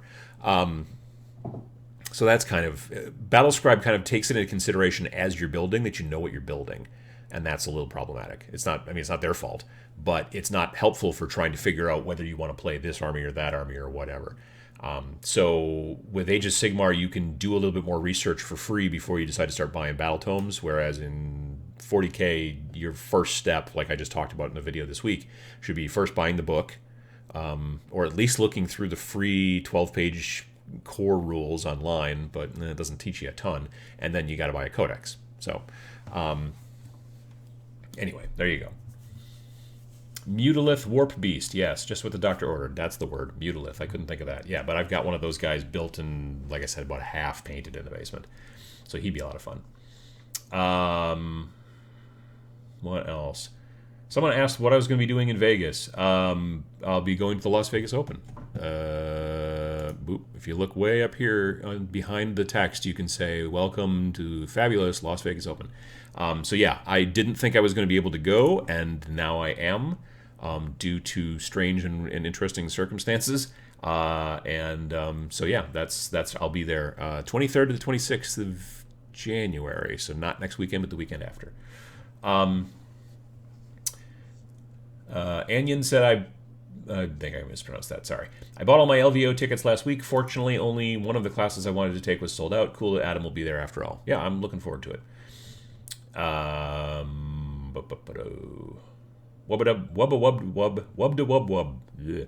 also paint the models I want to instead of following the meta. Means a lot of good to look at models. Question is, what do I do with them? So how do I get a giant display case past my better half? Well, let's say well, IKEA's got some nice display cases that are super cheap, honestly. So if you get an IKEA near you, it's a way to take a look at that.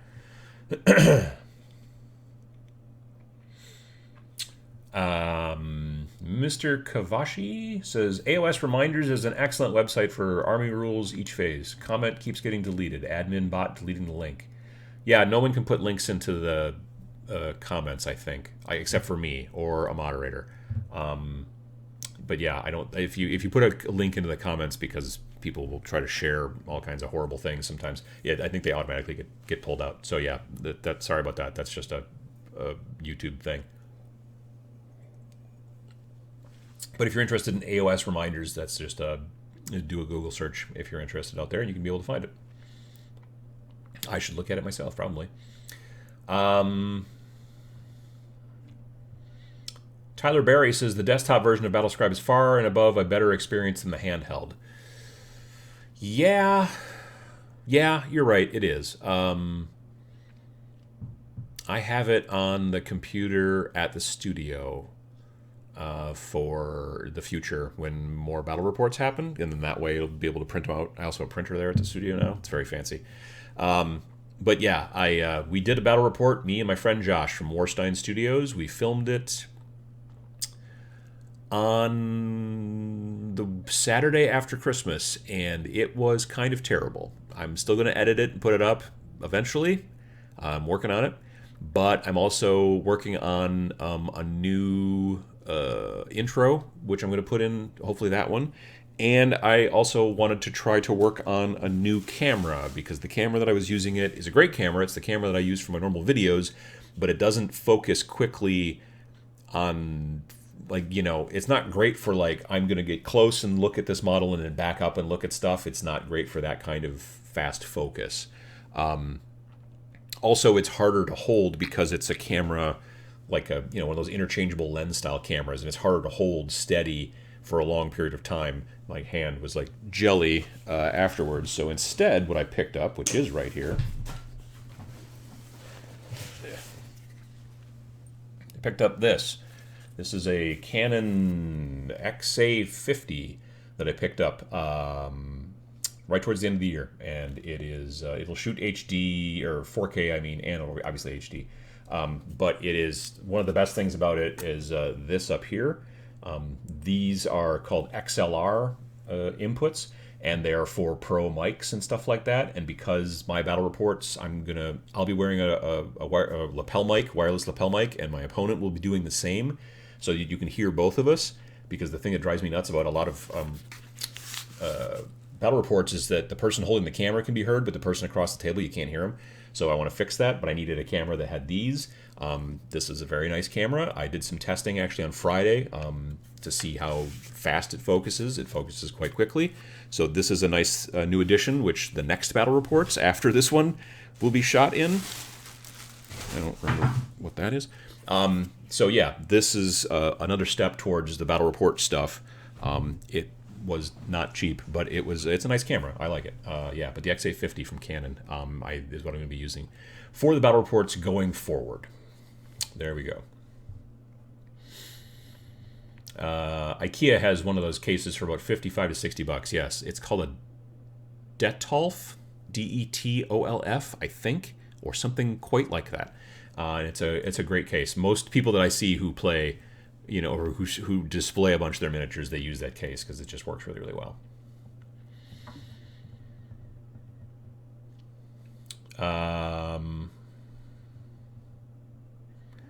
Let's see here. What else have we got? Desktop version has a worse interface, though. If you have a phone or a tablet with at least 4 gig of RAM, it's a lot more usable. Yeah. Well, it's back and forth.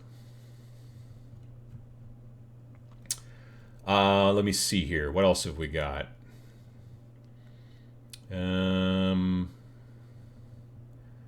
Any hobby resolutions for the new year? I would say definitely, like I said, I want to learn more about transfers and get better at doing transfers. Yeah, definitely. Jason says, you mentioned Rangers of Shadow Deep and doing a solo battle report. Yeah, I think the solo one... A solo battle report would be fun. I think that because that game can be played solo, which I think is interesting. I don't know. I think I'd have to figure out what... I would almost want to block off the camera on a tripod in a couple different spots, or have multiple cameras and have them all on different tripods. If it was, because being solo, I could take a little bit more time. Whereas when you're playing with another person, you can't be like, I don't want to waste their time, so I'm not gonna you know what I mean. So yeah, definitely.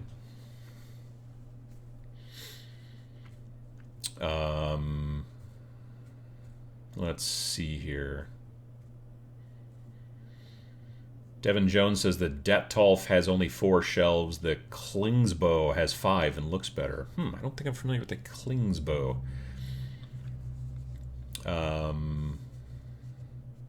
Let's see here.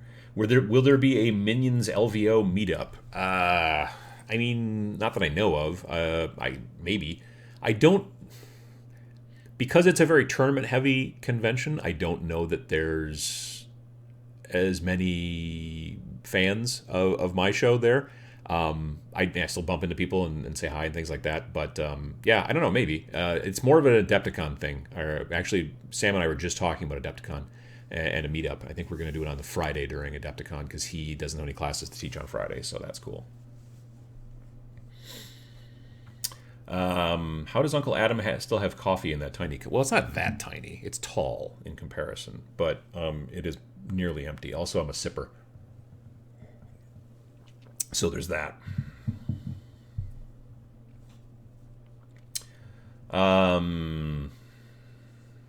Let me see here. What else? Devin Jones says you have to hack your own lighting with those cases. That's true. I've seen people doing what is that LED lighting that you put in there that you can light up your models and stuff like that. So let's see here. What else have we got? For me, I always like to see a top-down view of the battlefield for bat reps, but Few have that. See, I don't like that. I find that incredibly boring. And maybe it's because I'm not a tactical player. I'm not a strategic player. Like if I was strategic, then I would just want to see the top down and see that these moved here and the pincher maneuver or whatever, that kind of junk. I don't. That's not my jam. And you're right. You don't see it too frequently, and I think partially it's two reasons. Number one is it's sort of difficult technically. Like a lot of people who are doing battle reports have a hard time trying to figure out how to get a camera up high, pointed down, that's stable, that will, that I can do. Not hard at all for me because I've got a lot of dumb equipment. But that's problem number one. Problem number two is I think just a lot of people find it to be so static that it's just not as much fun to watch. But different people, have different opinions on that stuff. So, I don't know. That's kind of the way that works. Torch says, I don't like top-down either. Yeah, I don't know. I've seen all kinds of different battle reports. I've seen it where there's like multiple screens, like it's almost like a Twitch kind of thing where you got pictures and pictures. Up here you got the dice tray, and over here you got this and all that kind of stuff. I'm still spinning my wheels trying to figure out exactly how it's working out, like how I want to do it. But yeah, that's kind of the thing here. Let's see here. Hey, Slow Death Games, how you guys doing? Slow Death Games says, I've been laser cutting acrylic stadium shelves to fit into the, talking about the IKEA cases and stuff like that. Yeah, I think I saw something on Instagram, Slow Death. Yeah. Zingbo says, you've talked about your tankless auto start-stop compressor before. What model is it? It's a Sparmax, Sparmax, maybe two X's? I don't remember. Sparmax, it's a TC2000. I don't know if it's still available, but they might have something else that's roughly the same but new, like a TC2100. I don't know. J Solo Art says Uncle Grievous equals Uncle Fiddly. Yeah, all of those droids are pretty fiddly in the new set. Yeah, definitely. Are you getting time to hobby, or is Basement Clear Out taking up all your time still? Basement Clear Up has been slow because I don't enjoy doing it. I have done a little bit of hobbying here and there. Like last night I actually spent about an hour, maybe an hour and a half, doing some kit bashing on some models for my Starbreach warbands. And so those are getting close to being done. But again, it's just like here and there. Like Emily, my wife, was watching playoff football, and I was like, all right, I'm gonna go do something else because I'm not a football fan, or I'm not a sports fan really. What would be really cool is if there was a way to choose your camera angle while watching. I don't even know how to do that. YouTube does have the ability when live streaming to be able, well, they used to. I don't know if they still do. They used to have a way you could switch between, like everybody was live streaming separately but at the same time, and you could switch between players. I've seen that on different, video games before, where you'd be like, I don't want to watch this guy's footage, I want to watch someone else's footage. I've never really enjoyed that. Yeah, I don't think there's a way, especially recorded stuff. I don't think there's a way in YouTube to be able to say, I'm going to upload 6 different streams, and then the player or the viewer can watch which one they want depending on what's going on. There's not a good way to do that, unfortunately. Darren Walker says, agreed on the bird's eye view. That's one of my major complaints on Warhammer TV on battle reports. Again, I think that it's with them, it's because the people that are watching those for the most part are looking at it so tactically, and they want to look at the battlefield, and it's not about the fun as much as it's about the strategy and it's also easier. They have, if you've ever seen them at the conventions, they have a huge rig. There's like struts and all kinds of crap, and there's like these cameras, which I think they can also control remotely, like make them turn and move. They're cameras that they use. It's not like a normal like camera like this thing. They're like, they almost look like security cameras, but it's like a cylinder, and then there's like a sphere on the top, but except they're hanging down. And then there's a camera in there, and I think that it can be like panned and twisted and moved around remotely. I don't know. They look sci-fi, is what they are.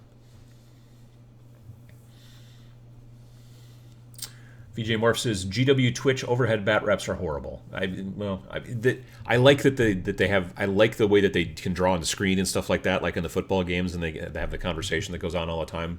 But the ones that I've watched have not excited me. But again, like I said, I think it's for a different audience. I think it's for the strategic tournament people as opposed to the people who aren't that. You know what I mean?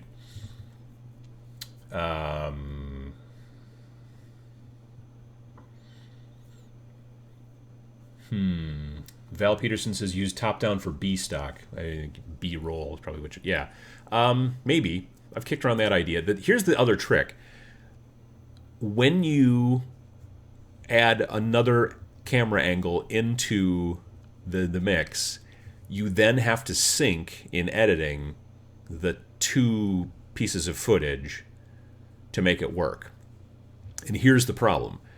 When I do a normal video, when it's me and talking and I've got two camera angles, that's fine because I'm going for longer shots. Those shots might be 3, 4, 5, 6 minutes long. So once you get them synced, whatever, at the beginning with the audio, you can then edit in your editing software and it's fine.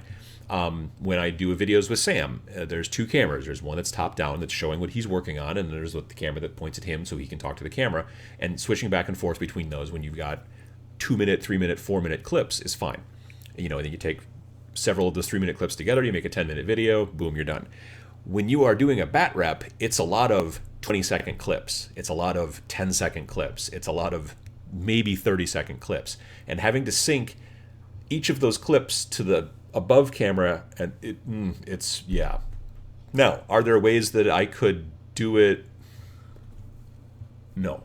If I had multiple cameras and they were plugged into a board and I was switching on the fly while recording, cool, but then you can't go back and unswitch it. You know what I mean? Like if you're like here at this camera and then there's a second camera, and then I would have to switch between those cameras manually while I was also trying to hold the camera, but then I would get that recording that would have the switching in it, and then if I decided actually the top-down shot would have been better in that situation, that shot's not recorded because I'm switching manually off screen. It's a long story.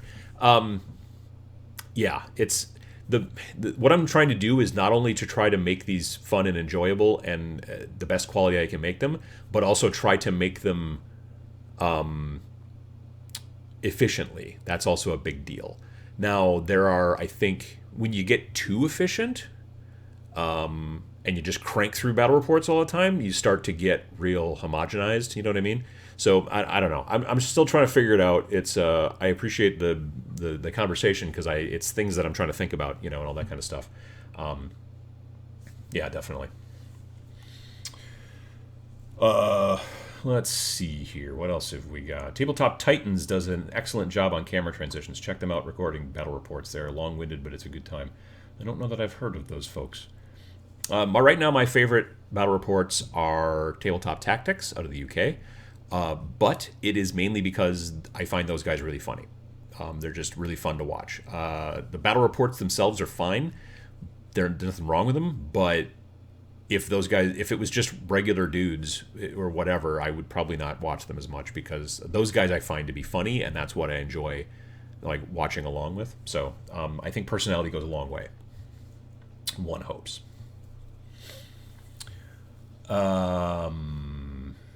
Let me see here. Tabletop Tactics has fun battle reports, says Darius. I agree.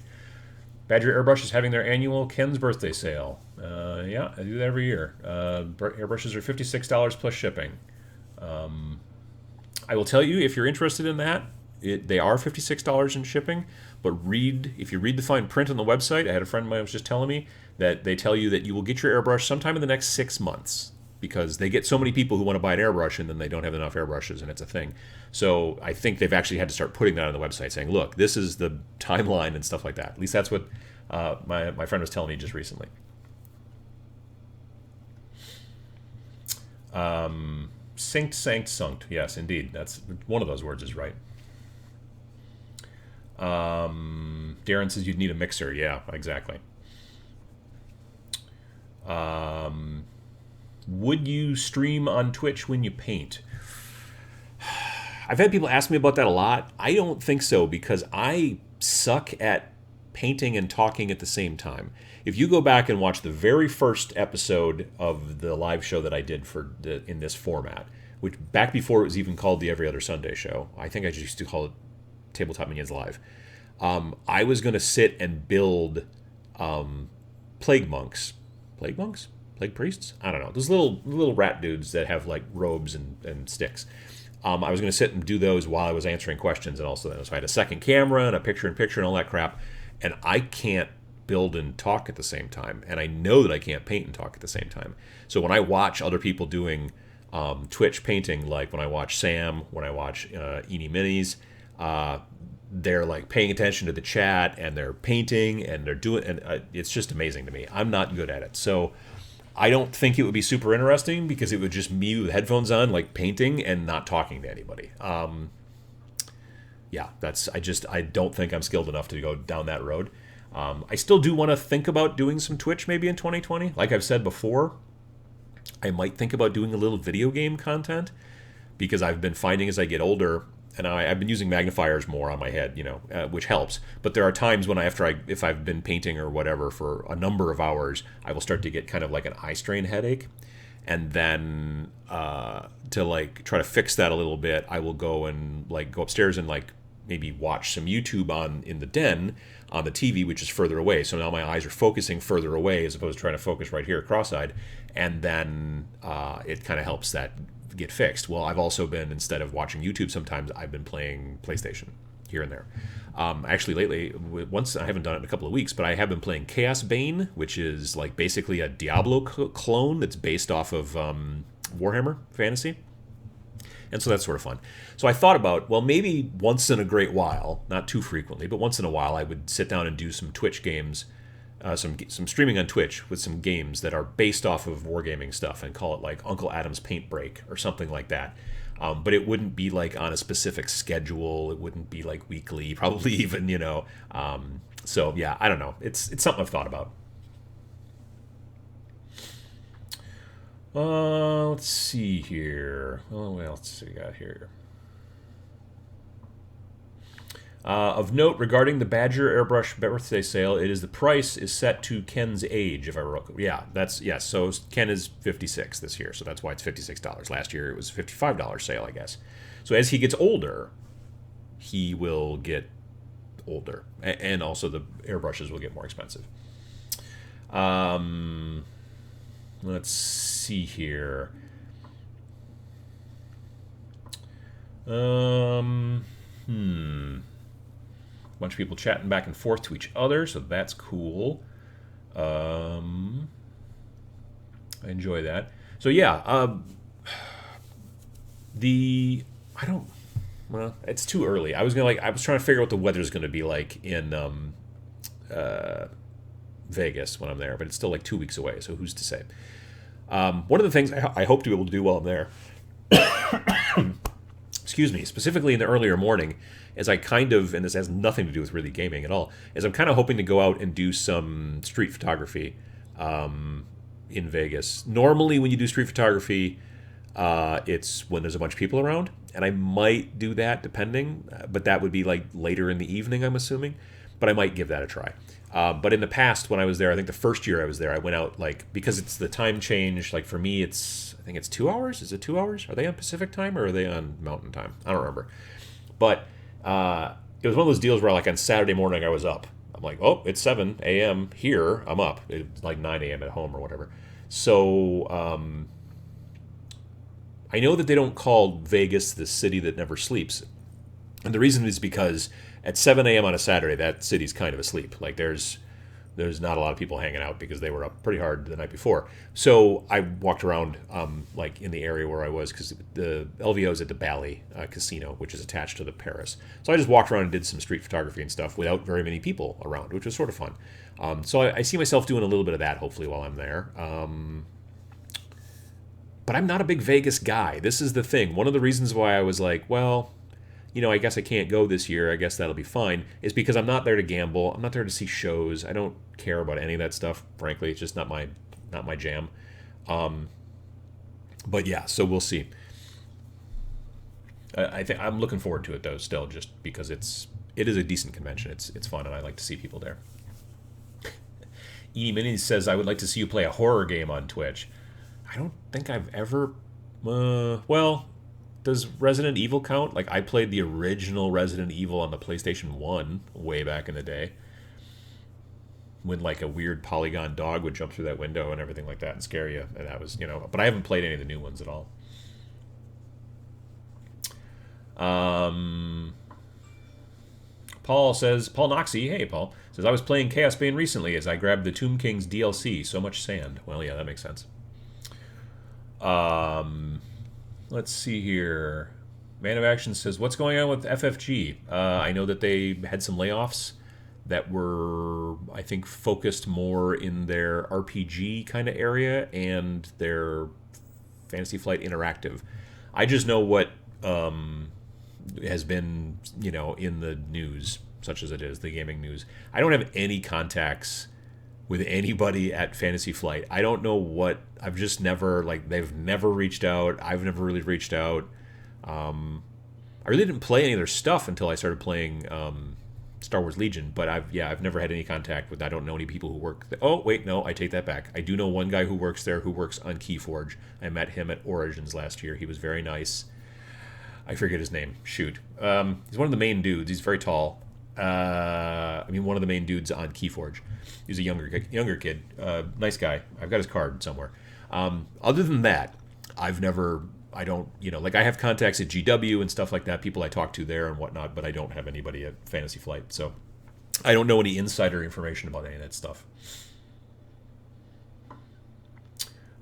Tim says, since it's a new year, my no new system rule of 2019 is not in effect anymore. Any recommendations for what to look into? Skirmish, small scale preferred. I guess it depends on what you play right now.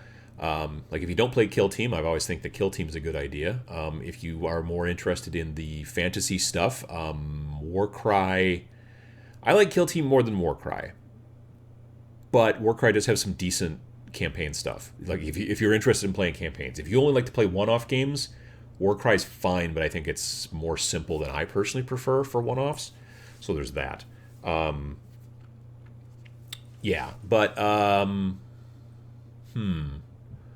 trying to think what else is going on. I would look into Star Breach, honestly. Star Breach is something you can get online for free. They have a PDF you can download for free, but they also have they'll be soon having softcover books if you want to buy a softcover book. They also have a deluxe PDF. It's like $10. It's a great skirmish game where you can use, it's a sci-fi skirmish game. You can use models you probably already have because they have army lists that when you're reading the army list, you're like, oh, that's basically Tau, or oh, that's basically, Inquisition, or that's basically Eldar. But then also they're like, oh, that's basically Sith or Jedi. They've got a lot of different things you can mix together, which is cool. There's a bunch of... I think that's a cool skirmish game to check out. And again, because it's free, it's easy to check out. It's also got that great activation thing that like bolt action sort of does, where you reach into a bag and you pull out a die. And so then you're like, oh, okay, well, this one's the blue die, so that's one of yours. So you get to activate one of your guys. And then next turn, now it's another one of blue dice, so you get to activate one of yours. And your dice are in there. So, it's random activation based off of every model, which is, I think, a lot of fun. I enjoy that stuff quite a bit. Modest Almighty says, have you heard about the Space Marines board game they're selling at Target? Yes, that was Space Marine Adventures. They were selling at Barnes & Noble for about 2 years, and now it's going to be sold at Target. And I'm hoping that Blitz Bowl eventually gets moved over to Target as well, but we will see. But yeah, they just announced, this week, GW announced that Space Marine Adventures is going to be available at Target. Space Marine Adventures is like a starter game aimed towards the newer folks and all that stuff.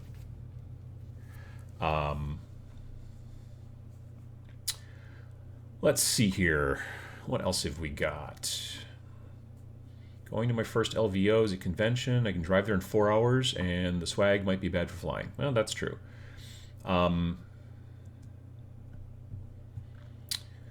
Let's see here. What else have we got? Gaslands is also something to take a look at if you're thinking about a new system, honestly. And especially if you want to kind of switch gears and paint some Matchbox cars and stuff like that, you could do that too, definitely. If you can find Blitzbowl, that's something to take a look at. Again, Blitzbowl is currently only available at Barnes & Noble, but you might be able to get it on the Barnes & Noble website. I don't know.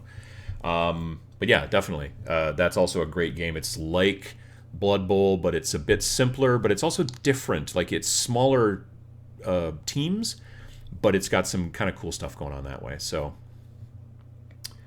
I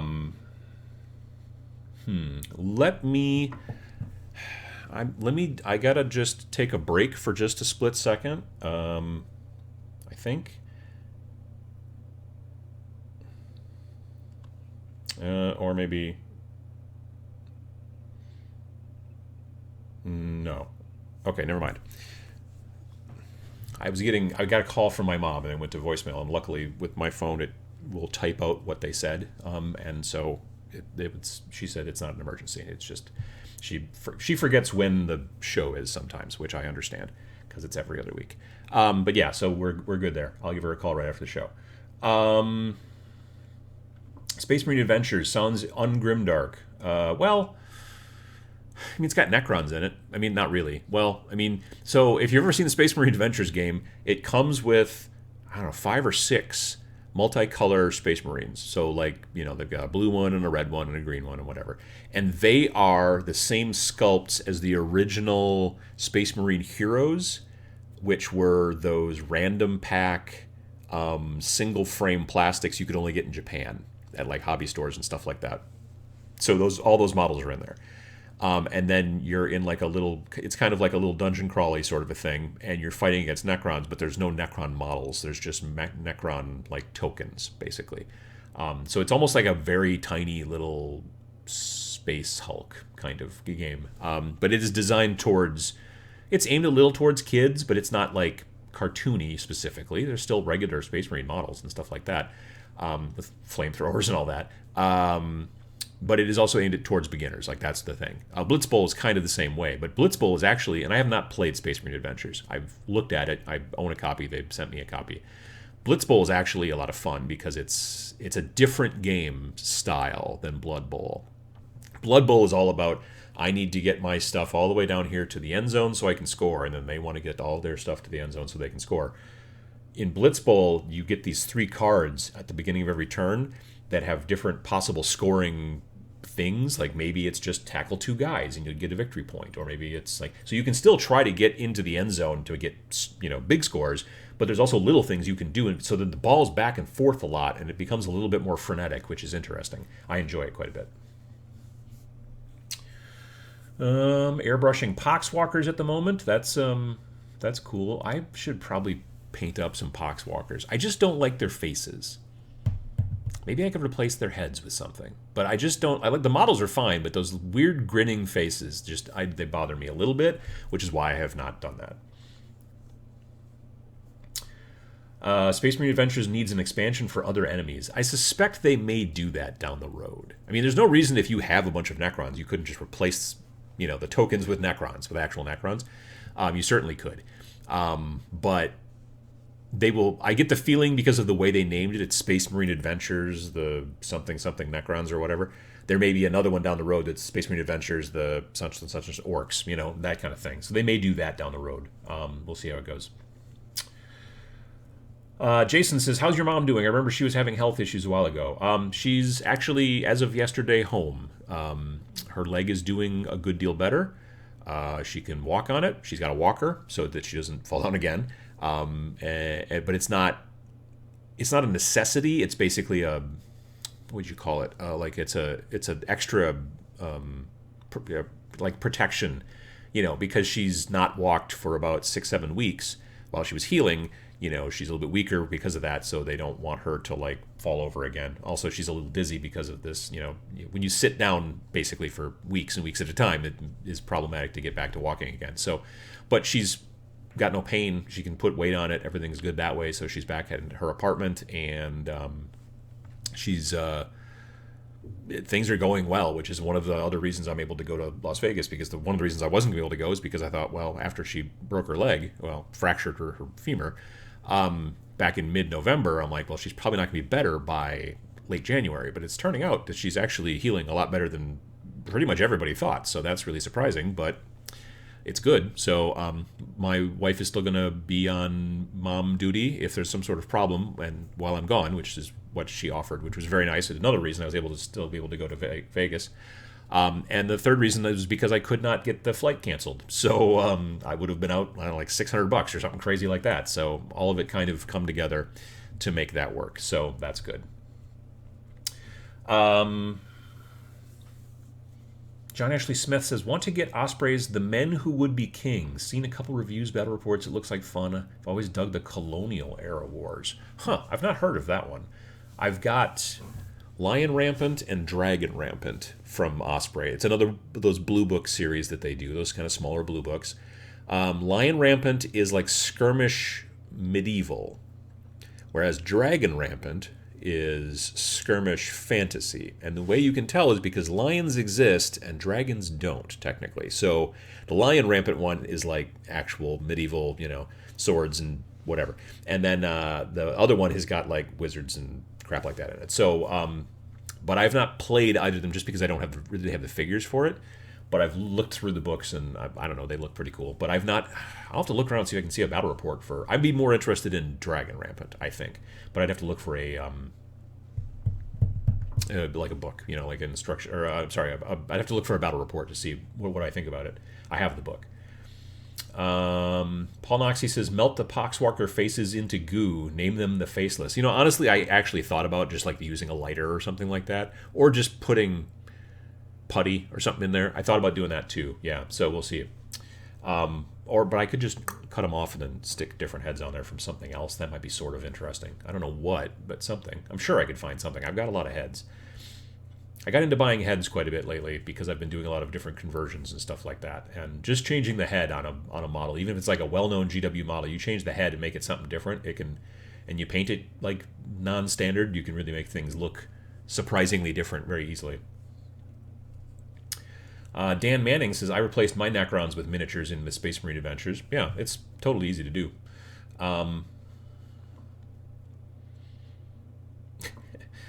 Kevin Peters says, knowing your affinity for Eldar, I have some elf heads for your Poxwalkers. No, thank you, Pete. No, thank you, Kevin. I don't think so. No, it seems like a bad idea.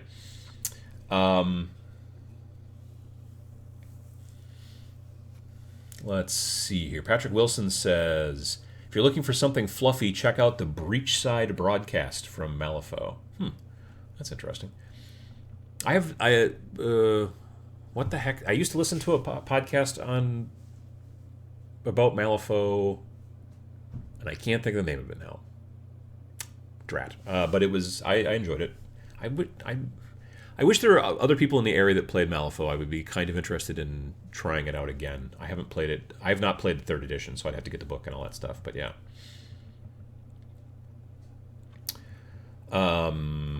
Let me see. Skaven heads are perfect for Poxwalkers. I have done that. Really? Decaybringer. Well, with a name like Decaybringer, you would think that would make sense. Because Poxwalkers and Decay. Skaven heads are perfect for Poxwalkers. That would be interesting. It would make them look real weird, but it would be kind of interesting. I've got a bunch of Beastman heads, too. That would be silly. Yeah. Yeah, that'd be kind of fun. I don't know, like right now my kill team for Death Guard is just 6 models, 6 Death Guard models, like regular, Marines. And we played, when I did that battle report, it was my Death Guard versus Josh's Blood Angels. And his Blood Angels were predominantly Primaris, but there was also some Reavers and even a couple of regular Scouts in there. And I know a lot of people are big fans of, like, if you're going to run, especially for kill team, if you're going to run Death Guard, you want to bring Poxwalkers because you can get them up in the, you can bring a lot of them. But I just, I should probably build and paint some, but I'm not a big fan of like I said, the faces. So I either need to just get over that or, I don't know. Deep Red says, check out Battle Knights on YouTube. They do Lion Rampant battle reports, and you can use Lion Rampant for fantasy as they have army list for fantasy at the back of the book. Well, see, that seems odd because you would think that since there's Lion Rampant and Dragon Rampant, you would think that Dragon Rampant would be the fantasy version of that. That's interesting. Interesting. Yeah, definitely. C. Hewlett says, with Skaven heads, you could paint up the Poxwalkers a light brown color and they would look like giant rats. Well, rats are into decay, right? I mean, that makes sense. I could do that. No, it would be kind of interesting. I don't know that I have any Skaven heads laying around. Maybe I do. Yeah, I'll have to take a look at that. That's kind of a cool idea. I like that concept. A friend of mine built a Caradon Overlord list, and I think he built it for regular Age of Sigmar. I think he was trying to build 1,000 points. And what he was doing was he was taking the Caradon Overlord and he was replacing their heads with Skaven heads. So they were basically like, like flying like sky rat type dudes, So they had the normal like Caradon Overlord bodies, but where the the dwarf head would come out at the top of that, there would instead be these Skaven heads. And then he put a bunch of Skaven like symbols on their flying ships and all that kind of stuff and painted them up. And they look really surprisingly good. They're really good. Yeah, I really enjoyed that. I just like conversions like that. You know what I mean? Like that's one of the reasons I've really been enjoying building these warbands for Star Breach, is because it is like pretty easy. Well, easy is a strong word. If you have a lot of models, like honestly, for a lot of the stuff that I've been building for Star Breach, I've been using Necromunda models. I've been buying Necromunda models, even though I don't really play Necromunda, because the models are so awesome and there's just so many different possibilities on how to modify them and do different things to them and stuff like that. So I've been pretty happy with the results on that. I'll probably post some pictures eventually. I don't know if I want to post pictures before I paint them or after, and it's going to be probably a good while before I can paint them, unfortunately. For two reasons. Number one, because my hobby time is kind of cut down right now because of all this stuff, although like I said, my mom's getting better. And then two, and then the other thing is because I want to paint those models using enamel wash. So I want to paint them normal base coat colors, and then I want to use enamel wash and airbrush it on them, and then use like an old sock or something like that, give it maybe a minute to sort of set up, and then to kind of wipe down. And then that way you get like highlights, because you're wiping that extra wash that's covering everything. You're wiping it off of the raised parts. But then on the under parts, like the under part of my chin there, you wouldn't get at it because you're not going up and down. You're just going down as you wipe. And so it builds in this kind of shadow and kind of grimy sort of extra stuff. But I want to practice that on stuff I don't care about as much, like some just test models, before I do it on these warbands I spent so much time converting. So again, that sort of slows things down a little bit. But yeah, that's another kind of resolution for 2020, is I want to try out more techniques, and I think that the enamel washes is one. I picked up the enamel wash set that I wanted from AK Interactive before the end of the year. It's basically like a black, a brown, and a sepia. So it's much like the normal kind of washes from GW, your Null Oil, your Agrax Earthshade, and your Seraphim Sepia, except that they're enamel. Like you can probably do it with a brush as well, but I was going to try it with Airbrush and then do that next step where you wipe it off.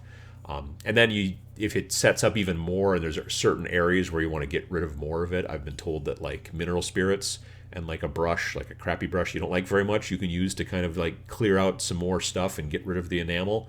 But you have to be very careful, because if you put too much mineral spirits on your brush, then it will drip and then run down and get into the parts that you didn't want to get rid of the enamel. So it's a little bit of a thing.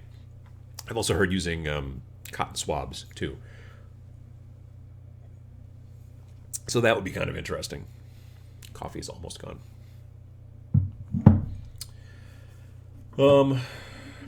Brian Griffith says Plague Monk heads. I don't remember if the Plague Monk heads are separate from their bodies.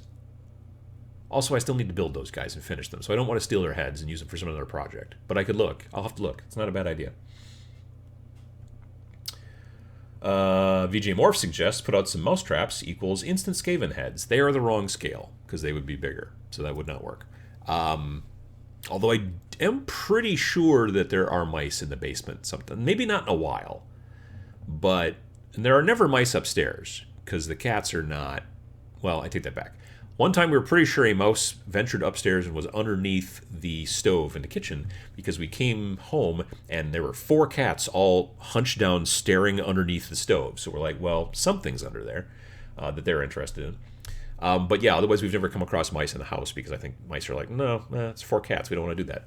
But the basement, there are no cats, so that was a mouse zone for a little bit. One time, my wife and I came home from being out somewhere, I forget where, and we heard this weird, like we come in the back door, and the back door is where the basement stairs also go down, and we hear this weird noise in the basement, just this like high pitched, like just sustained like squeak almost. We're like, what the heck? And we go downstairs, and my hobby table, there was a broom. I think it was a broom. I don't know, something with like a broom, and they had a broom handle, and that broom handle was leaned up against my hobby table, and so the hobby table's here, and the broom handle's sticking up, and on the top of the broom handle is this tiny little mouse, who is like stuck there, like he crawled up and then didn't know how to get back down again, and he is just high pitched, like making a bunch of noise. It was the weirdest thing. So I went and grabbed. There was a box of Pop-Tarts. Not that the Pop-Tarts had been eaten, but the box was in the recycling bin. So I just grabbed that, went downstairs, and basically like knocked him into the box, and then carried him outside, and then walked, I don't know, 5 or 6 blocks, and then dumped him out someplace into a wood pile or something like that by someone's house. And I thought, well, you can live there now. That'll be great. But yeah, it was just very strange. We just came home, and there was this mouse that was just freaking out because he crawled up on top of this thing and was just shrieking. We didn't know why. It was very strange. He wasn't stuck to it like physically. There was no glue trap or anything like horrible like that. But I think there's been mice in the basement other times too. I've come across. There's been a little hole in the bag that we use for birdseed, so I'm sure that's not the cats. So this has been Mouse Talk here on Tabletop Minions channel. I don't know exactly why I told that story. I guess because of the bird trap or the mouse trap thing. So there's that, yeah. What do we got here? Someone talking about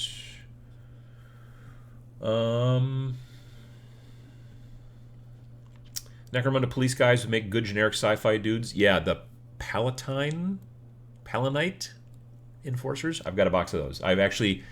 One of those dudes is in one of my warbands. At least one, I think. Is there a major difference between enamel and acrylic washes? Yes, definitely. Enamel washes are a bit more toxic, I'm pretty sure. And you have to use like spirits, like mineral spirits or whatever, I think, to try to clean them up a little bit, or to clean your brush, to cut the color a little bit, to thin it. Whereas acrylic is all water-based, so you don't have to worry about it as much.